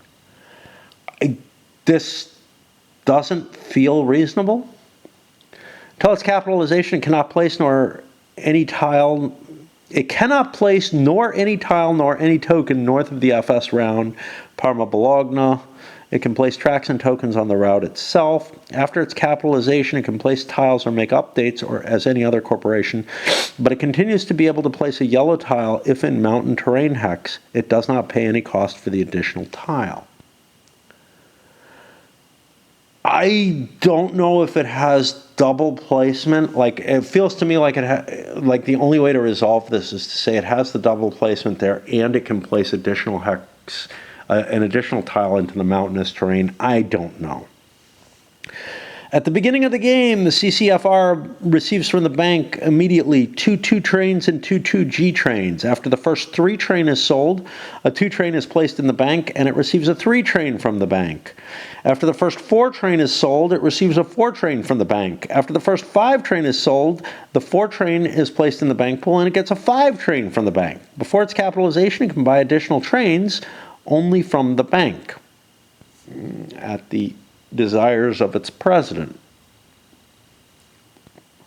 and only if it has a limit of trains. You know what it doesn't say?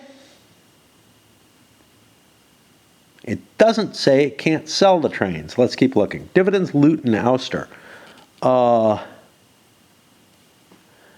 This would feel like a terrible cheat if whoever's the president can simply buy its trains off of it for $1 each. Before the capitalization, the CCFR pays the dividends, moving the marker on the stock market following normal rules. The president in charge can choose instead to pay dividends, of paying the dividends, to loot the corporation. If you loot, the value is moved by a line in the stock market table. Is moved leftward. Okay, yeah, as if it's swallowed. The player keeps 100% of the revenue to himself. The player loses his share, which is placed in the bank pool, and receives 50% of the current value as compensation. Notice that this is not a sale, so the value is not diminished. Yeah, it just got diminished. The player who is ousted, it'll remain those players that detain still at 10%. Yeah, whatever. Wrong word. The stock in the bank pool will pay the dividends of the CCFR. It will pay dividends into the CCFR treasury. If all players lose their CCFR stock, the CCFR is frozen until its own capitalization. When CCFR is frozen, any action is not possible. Tiles and tokens are not placed, no routes to run, no train given. It's not obligated to own a train. The value of the CCFR on the stock market table is not moved. It's just not run. Until its capitalization, CCFR is not affected by strikes or events regarding the corporation. Okay. I'm holding on this. I want to look something up. I want to see if there's some errata that says I can't buy the trains from it. Because, boy, is that weird. Like, whoever gets it first is just going to rape it right away. And it's not going to have its trains. I found a couple things. In the attachment, you can find an updated option track. That's this. It has the numbers on it that are missing from that one. I think we're fine. We can just look it up on one of the charts. A mini map with highlighted F, hill, and mountain hexes so that you can look things up. A mini map with the government concessions, city connections, and hexes. Okay, good enough. There is also the Ciano replacement. There's a variant. Society Anomia per la Ferrovia Modena Vignola FMV, the published version used historical station markers scheme. In the attachment, you can find a more playable version with 3 station markers. I don't know. I think I'll use the base version there. They have the hills here. Some tiles need to be replaced. Option track, yeah, the number 4 is missing. Okay, but I'll keep going. I'm looking for this one rule, and I did not find it yet. Okay, so we got the CCFR here. Got a bunch of questions about it. Okay.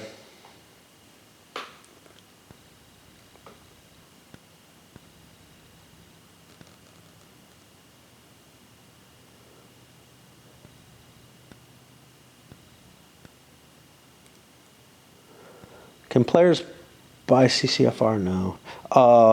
CCFR get any starting cash? No. But it can get some.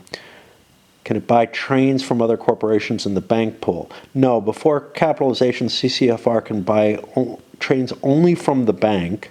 That would include the bank pool. And trains from the bank are always bought at face value. So, yes, sort of. May CCFR buy 2Gs? Yeah. Can the CCFR sell trains? If so, at what price? Remember, the trains are never sold. They can only be purchased. Oh, okay.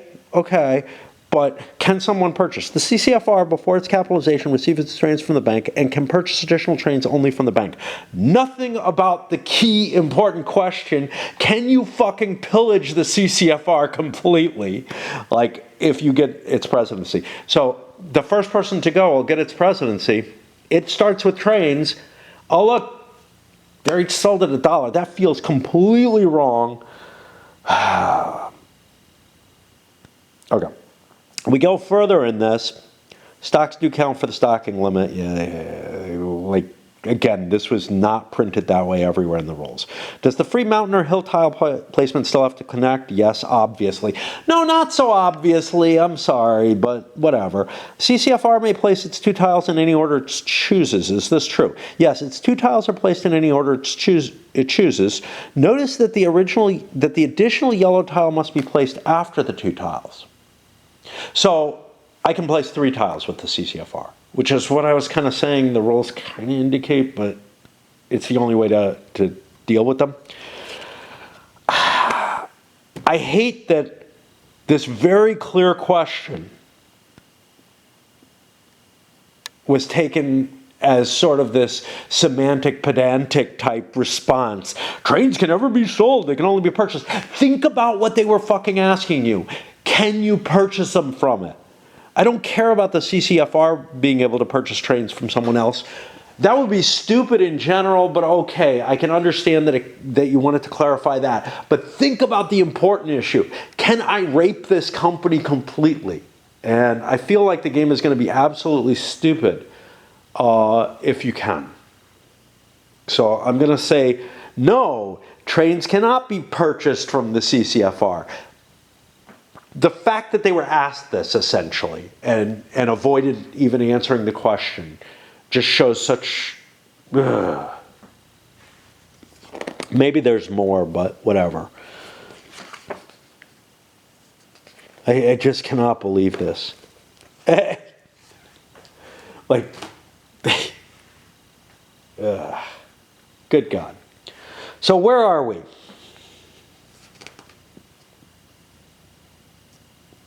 Immediately after the first 5 train is sold, the CCFR becomes capitalist. It receives a 5 train from the bank and a further 100 lira as initial capital. CCFR places the 4 train in the bank pool. The stocks in the initial offering are placed in the bank pool, even exceeding the 50% limit. It no longer has an initial offering. If only a player owns his 10% shares of CCFR becomes its president, exchanging his 10%. I think what they're saying is if only one player owns his 10% stocks, he exchanges his 10% with the 20%. Otherwise, the CCFR president is chosen by the following priorities. Player with the least number of presidencies. In case of a tie, the player with the lesser number of presidencies of railway corporations. Another tie, player with the lesser number of permanent trains. I think this is all within those who still have their 10% shares. It's not stated, but... Player with lesser number of trains in all his own railways. In case of another tie, the player with the lesser number of stock certificates. Another tie, the player with lesser money. And finally, roll a die. Yeah, that's probably not going to happen. If the CCFR is frozen, the stocks already in the bank pool are placed in the initial offer. The CCFR become available for purchase from the subsequent stock round following the normal rules about the starting of a corporation. The player who buys the presidency chooses also the nominal value of the CCFR by moving the appropriate markers and par. Okay. I think we're going to stop for a while. We don't have much left. We do not have much left. Just a couple of pages. But I'm kind of worn out by this and need another break. The answer to my sleep problem is to extend being awake longer, because I can always do that, right? I mean, to a point. The danger, of course, to that is that point will collapse maybe at like 2 p.m. or something. I'll fall asleep, I'll take a nap, I'll end up staying up all night and being in the same position but even more tired tomorrow. I don't know. But anyway, let's see how coaches work. The Sarsa Coaches Corporation, that guy over there, it's not a railway corporation, different from the other corporations. It has tokens representing a coach, which represents the connections between the various cities in the game. And it's going to feel kind of like a winsome game here. These tokens do not interfere in any way with the token's placement and its limitation, i.e. the city tokens.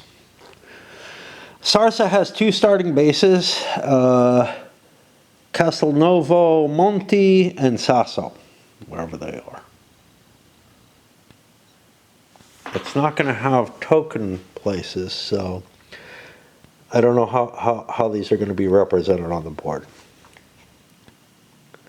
Castelnuovo Monte is there. No symbol, no note, nothing to remind you. And Sasso is down here. Again, no notes. All right. During its first turn, Sarsa places a number of tokens equal to the trains class available at that moment from the bank. E.g., if a 3 train is available, it places 3 tokens. The first 2 tokens must be placed on the starting bases. The other tokens can be placed on hexes adjacent to the starting bases by alternating the placement among the 2 starting bases. Yeah, okay.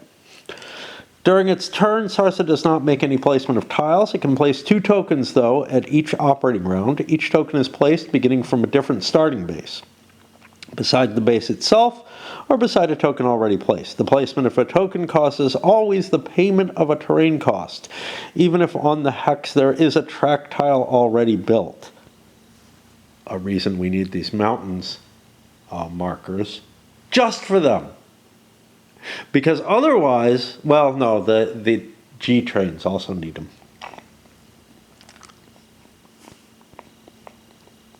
And trying to use the play aid over here would be a nightmare. Which is what maybe comes with the basic game. Maybe not, because it says it's in the update. Okay. By the moment when the 2 starting bases are connected, the placement of the tokens can be done obviously in one direction only, even allowing, I don't know what the fuck, even allowing to place the second token in a hex which has been made valid for placement purposes since placing the first token. I don't know what this in one direction only means, but anyway. The run is created adding the value of each adjacent hex containing a token Sarsa. Okay. The value of the single hexes is calculated in this way. City hex not built is worth 20, or if present, the value on map of the hex. What the fuck is the value of the hex?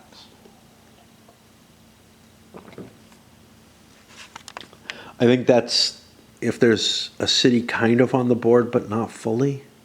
I don't know. I don't know what that means. City hex not built. 20, or if present, the value on the map.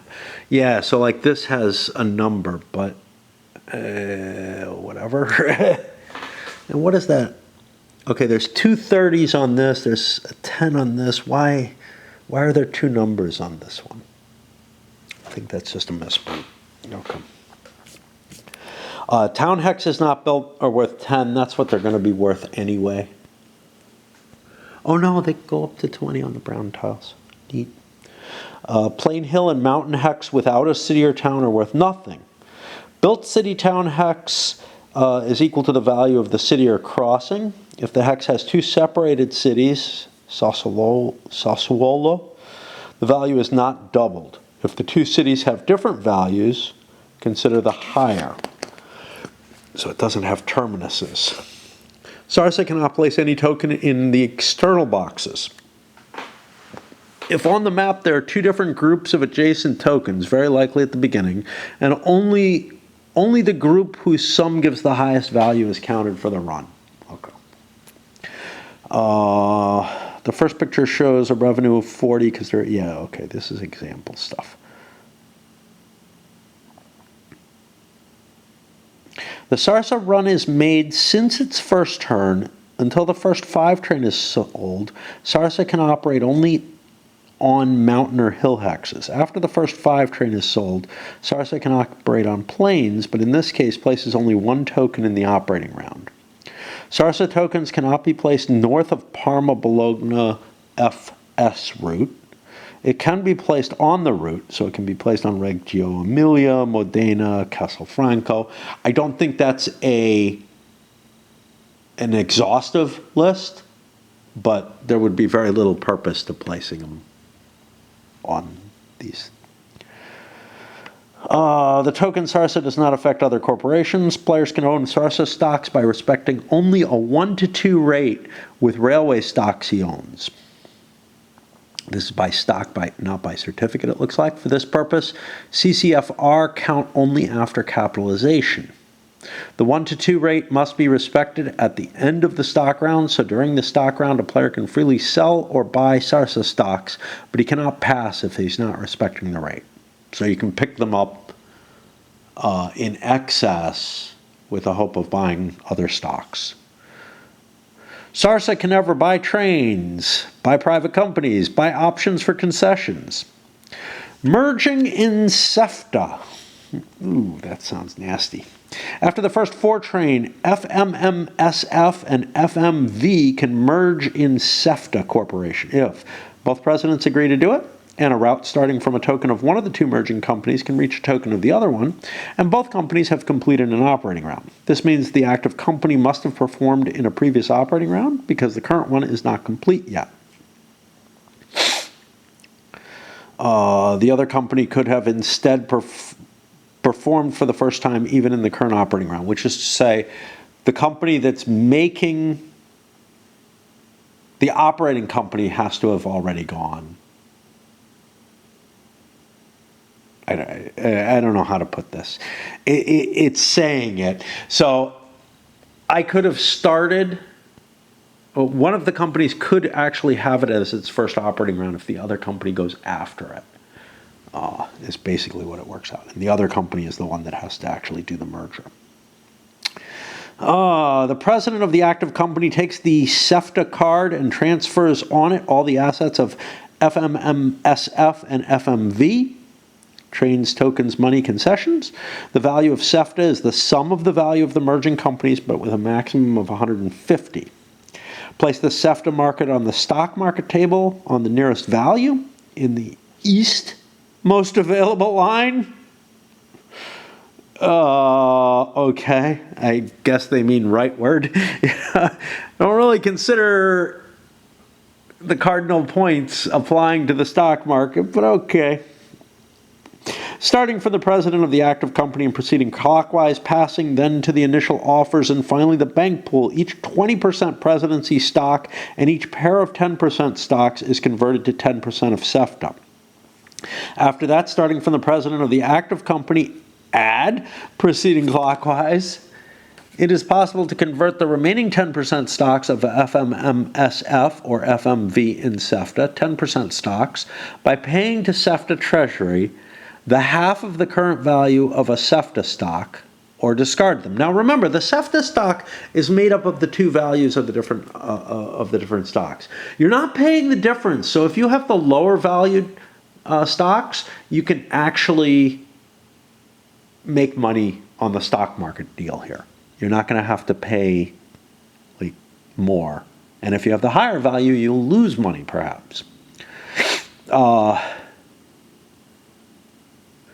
Or you can discard them, getting from the bank half the current value of a SEFTA stock. Now, that half value comes from the bank, not from SEFTA itself, which is kind of cool.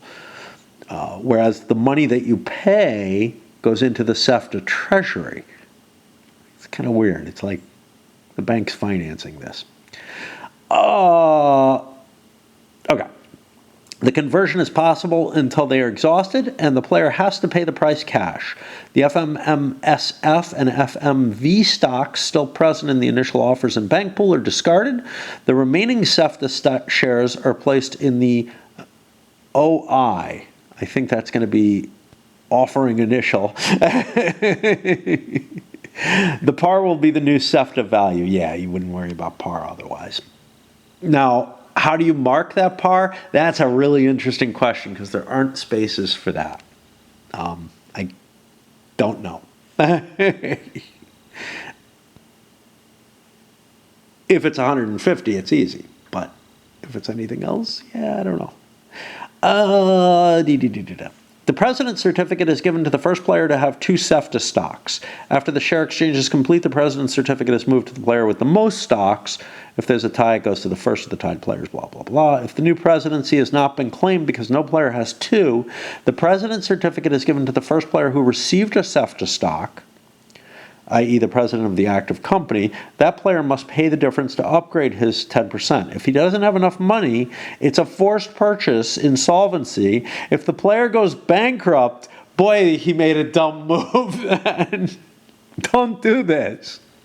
The procedure is repeated with the second player going clockwise who received the SEFTA stock, and so on. You could bankrupt the entire board if things are really magical. I guess one player would still win because he's the last to go bankrupt out of them.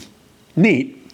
The SEFTA president proceeds to exchange up to 4 tokens of the merged companies with SEFTA tokens, beginning with the starting city of the merged companies, Modena and Vignola, passing then to the other tokens on the map and finishing to the tokens still present on the SEFTA card. If a city is occupied by an FMMSF token and an FMV, only one SEFTA is placed.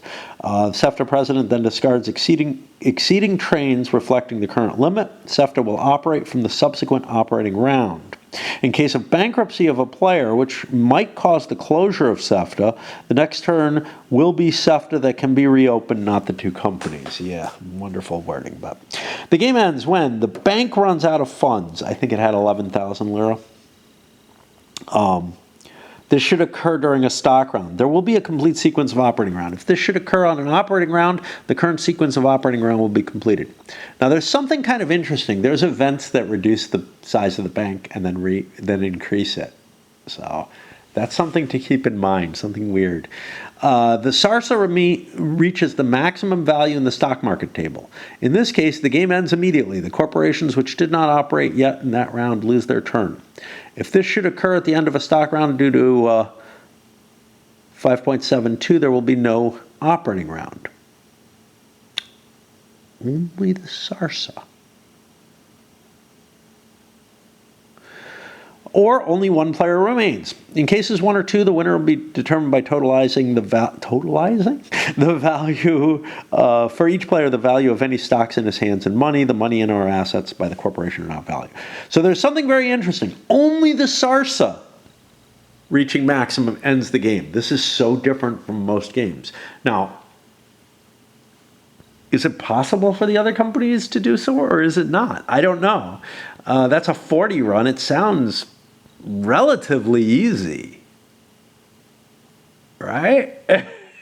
But they'll just stay up there stuck against the line the same way that they do in 1830. But the bus company can end the game. They would go into some ideas. You wanted to make a 3-player game playable in 2 or 4. I'm gonna do it in 4 because I always go with the maximal.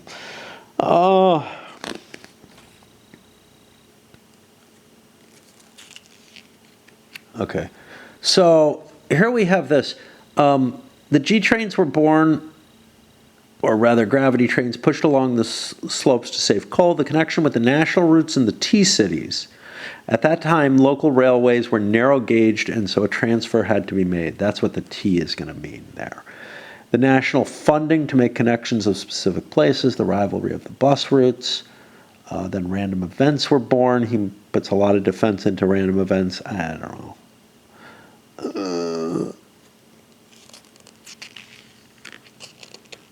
The cooperative corporation, which actually existed. Neat. The first railway corporation to be founded by workers. Players choose if getting rapidly rich at the expense or maybe manage it carefully. Yeah, this is why, like, whoever has it first is just going to steal all its trains and it doesn't get more and it collapses. Like, it would be horrible. And there's no rules for forced purchases for it and stuff like that. Well, I guess normal forced purchases would work, but it would really just trash the game if you do that. We have a description of all the events. What do we go to then? A glossary, which I found didn't have everything. A summary of the different roles. Oh, we have another copy of this stuff. But it may have been printed by... we have all the privates. Now this is interesting. The privates have not been covered yet. We're going to have to go into these. Strangely enough. Okay, so the TCB does nothing and doesn't control anything or anything. The FRV, if you own this, you can place a tile connecting Reggio and Sassuolo. Okay, that's these two. Without paying the cost of the terrain in addition to the normal placement of a tile. I'm guessing that's going to be this piece. It has to be that piece, but I'm not sure. It doesn't seem to say that. It says you can place a tile connecting them. In addition, at the normal placing of tile, this action does not closes the FRV. Okay? During the closure of private companies, if the connection Reggio Sassuolo is not done, it will be automatic only if there is a tile available. Who gets to do it? Exception, FRV can be acquired by a corporation even before the purchase of the first 3 train, but in this case the price cannot be greater than its nominal value. Okay. CNP has an anchor. You can exchange the CNP with a 10% share of the Society Veneta per la Costruzione ed oh God. SV something. Yeah, that's this thing. You can exchange it for one of those, for a 10% share of that. At any moment, this action closes the CNP and the anchor marker is assigned to the SV. If the CNP is acquired by a railway corporation, including the SV, the anchor marker will be assigned at that corporation. Well, I've got like 3 anchor markers. So what's up with that?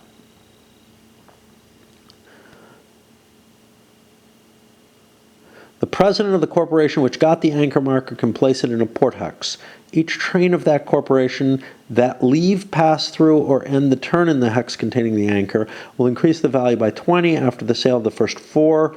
Until the end of the game, it drops down to 10. The exchange of CNP with a 10% SV hasn't happened. At the moment of the private company's closure, a 10% share of SV still available in the initial offers of the corporation is placed in the bank pool, if possible, without any reduction of the market value, paying the nominal value par to the SV Treasury. So what's up with these FSF anchors? I have an SV anchor, which it looks like I can assign to any company. And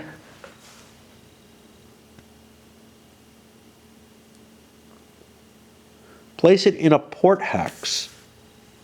I'm looking for port hexes. I guess that's like this. Even though there's no water, somehow it's a port. But okay. All right, all right.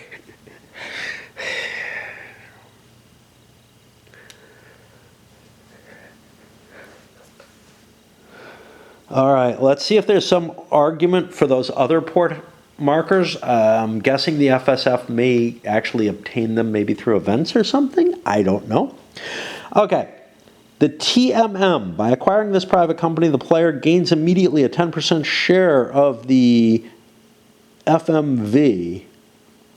The corporation that bought this private company can place a tile in Marinello hex. Thanks for telling me where it is.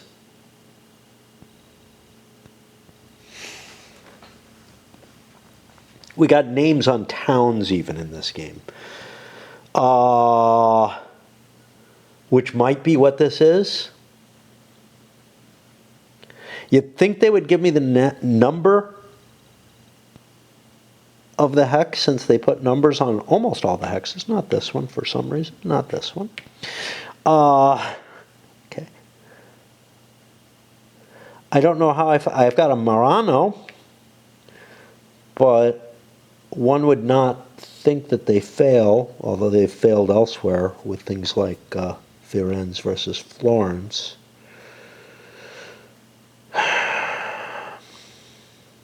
There's a Mirandola. I cannot find Marinello. Oh, there it is, Marinello. Spelled different, isn't it? Oh, no. Okay. In addition to its normal tile placement, this action does not close the private. The next one is the FCV. By acquiring this private company, the player gains immediately 10% of the FBV corporation. And again, remember, these 10% shares generate the par value into the company. And nothing else. And then the presidency of the FSF. By acquiring this private company, this is the B&O. The player gains immediately presidency, 20% of the FSF, and 2 anchor markers. Here they are, yay! Players establishes immediately the nominal par of the FSF. It receives money of the 20% share in the treasury, at par, I guess. This action closes the FSF private. So you never get to run, like, unlike other games, you don't even get like a turn off the private. It has no income. It's just the presidency. It should just be put in there as a presidency. Like, the presidency should just be shoved over there. During any turn of the FSF, the president can place an anchor on a port hex. A second anchor can be placed in a different port hex once the first 3 train is sold. Each train of FSF that leave, pass through, or end its run in a hex containing an anchor will increase the value of its own run by 20 until it's reduced. And if the train run involves more anchor markers, the effects are cumulative. Okay. So that's an important thing, which I don't think I have outside of here. I don't recall seeing. Maybe they're in the original rulebook. There is. They have to be. They have to be. Yeah, there they are. Okay. Concessions, the different T locations, how they work. Am I going to get this right? I don't know. I hope the upgrades all look like what they're supposed to. If they don't work like I would imagine they work, and I've seen some games where the upgrades chart is wrong, and I've seen some where there are upgrades that are not allowable. But it does talk about them as maintaining the track, so that seems simple enough. We have another copy of this errata here. Another copy of this. Another copy of the private company table. Again, I don't know why this is printed. Another copy of the T-Cities, and this thing, which I don't know. I think this is the concessions being expressed in another way. Game phases, the different government concessions. We should be able to find what we want. Okay. Now what do we go to? We go to the clarifications and errata. And I gotta swap batteries, and we'll hit that. A little time to put the concession markers. These colored markers, they indicate the stations that I have to connect, not the direction, but you can kind of guess what they probably are direction-wise in most cases. Here it's this. And the F markers. Now the F markers are interesting. Most of these I have a little F on. I don't have one on here, but it is reported here. So I think this little sticker here, if I can get this off, I'll put that up there to indicate that. Again, like this correction, you think it was meant to be put there. The prior owner did not do so. It looks like it's taped on separately in a little corner, so maybe it's not, maybe the sticky side hasn't been revealed. Unfortunately it was, but I used the tape to put it in place. And then I'll put that there. This thing is turning out to be something of a nightmare. Not only those guys, but if I look at the concessions. So the list of the concessions here. Parma Hills, Bologna Hills. Some of these are given words that are in English. Why? I don't know. It feels a little strange, but then I look here and we have things like, let's see, Colline Parmense. That's like what it should have been in the Italian version, I guess, but I can look and I can see the colors on here and see where they're supposed to be, and they actually spell it out here in the English version up there. So that's a little helpful. Maybe there are two sections. I can't tell what's what. No, I think there's only one set of concessions. I don't know. Yeah, you know, I'm just trying to look for everything. There's so many different pieces that are printed out. Again, the guy who had this before didn't actually make an attempt to play it. That's obvious. He would have punched out the pieces and whatnot. But he did go out of his way to sticker things. I kind of understand that. I often sticker stuff before I'm ready to play, but this is just weird. He peeled it off, stuck it on this, and then taped over it. But yeah, it'll work. It'll work. There's a lot of busyness going on with all these cubes and pieces all over the place. Oh, and there are extra pieces. So like there's an extra dark blue one. That only hits 3 places. But there's 4 dark blue cylinders.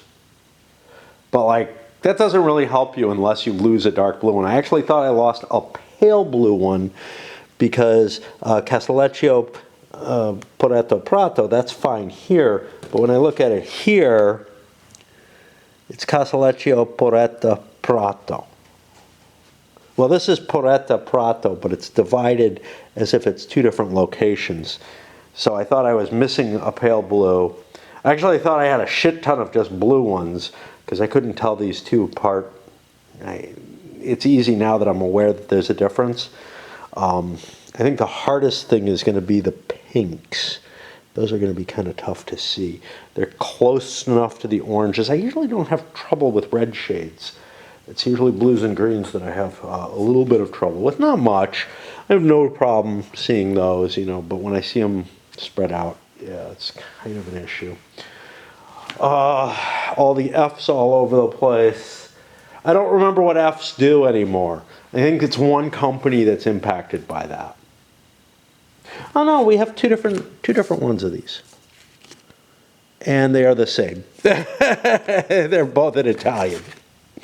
But this is not in Italian, right? It's very clear that this was written for the English, but like didn't match the board. Oh, God. Okay. All right, we're gonna change pipes, and I'm gonna run through these and see if there's anything I need to address there. And I'll also, I guess, look up what the Fs are. I don't fucking know. The FSF company, one of two companies that has special track length. CCFR is fine. That's weird as hell. But the FSF, which is the other company with ports, and it's special too, in its own way. Is it the one? Is this the FSF? Yeah. So that's going to be kind of special. That has, until the first 4 is sold, it can place a tile or make an update beginning each of its starting bases marked with the F.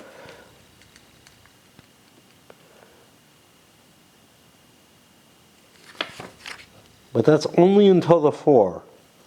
But it gets double upgrades and, you know, is basically able to connect itself up. I remember there was one game, maybe one of the English settled ones, like a GMT, the Midlands one or something like that, which had, every company has 2 cities that it starts out of or something like that, and you're trying to hook them up between each other. This is going to be a nightmare. It really is. Like the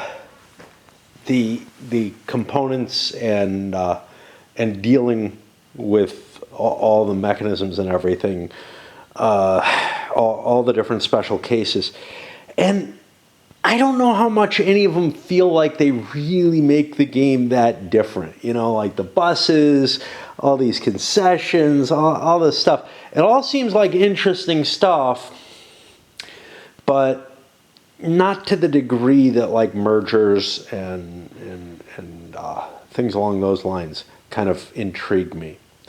Mainly because it's not dealing with the stocks. But, well, you know, we bought it. What the hell? We're going to play it.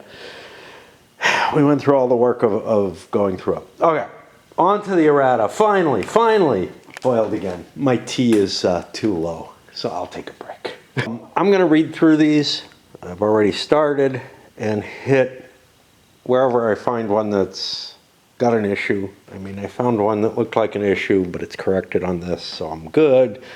There are some things like, you know, this is just wrong. It's not only missing numbers, but it's just wrong. But I found one that's important. A route of a train cannot use twice the same city if a hex has 2 different cities, like Sassuolo. I don't know. When yellow, can it hit both? Yes. This is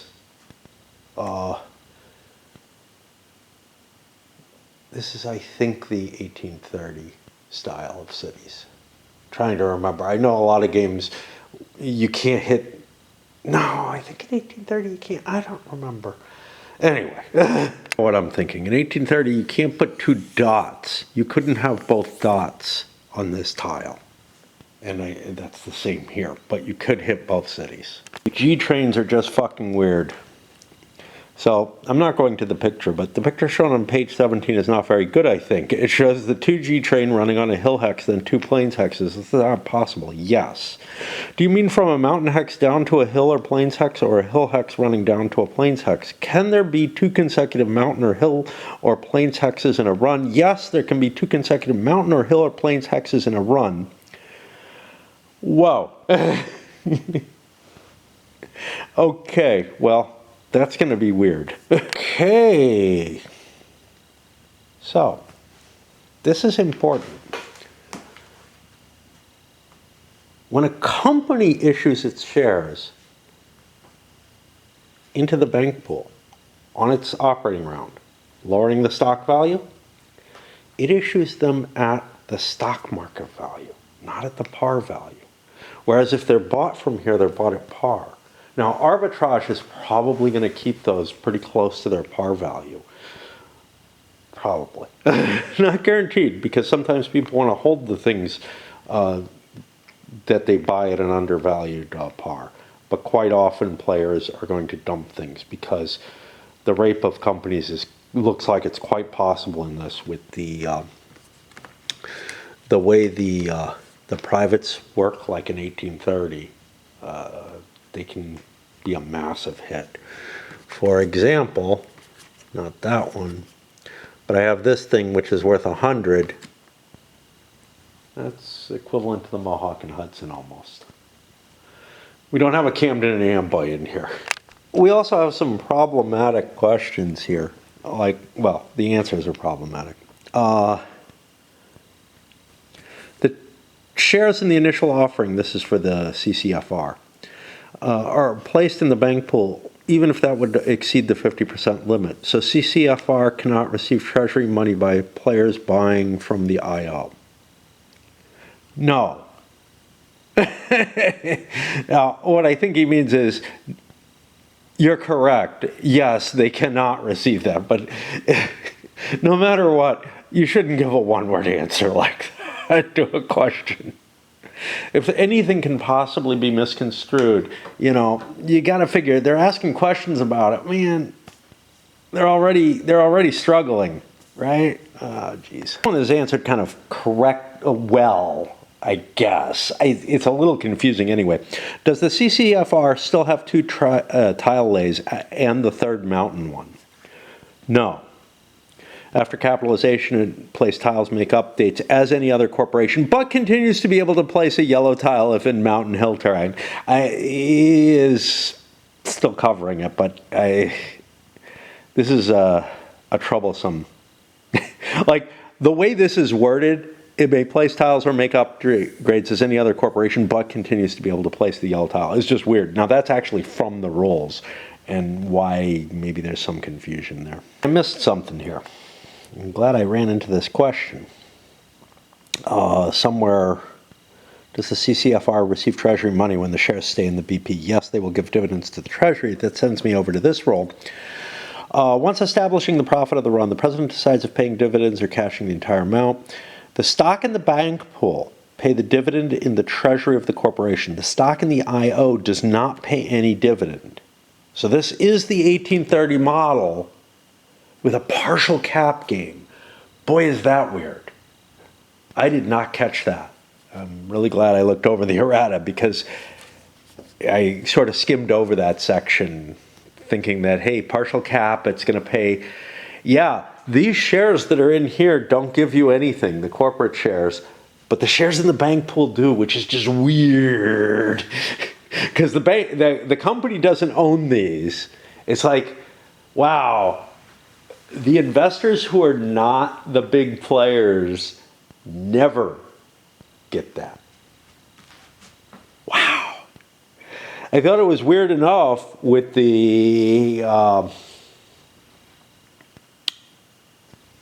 with this thing, the extra money not going anywhere, but that was okay. The extra money not going anywhere in general, though, that's fucked up, man. Is this a CCF 6.7.2? Is this special for this company? No, this is just every company. Every company. It's wow. That's gonna take some getting used to too. Have I gotten through? Not quite yet. Got a few more pages of these. Interesting one on Sarsa. The first two tokens placed on Sarsa's home base is free, and the number of tokens based on available terrain type also free, or does Sarsa pay terrain cost? They always pay terrain cost. The question of what a crossing is, it's a town. The dots. The doinkers.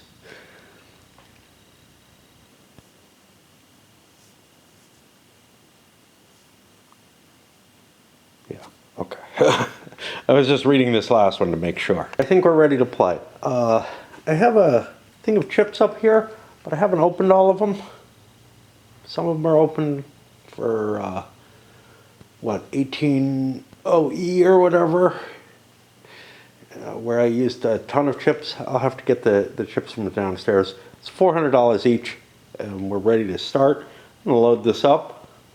The grand intro to 1883. Yeah, I don't know, man. I don't know.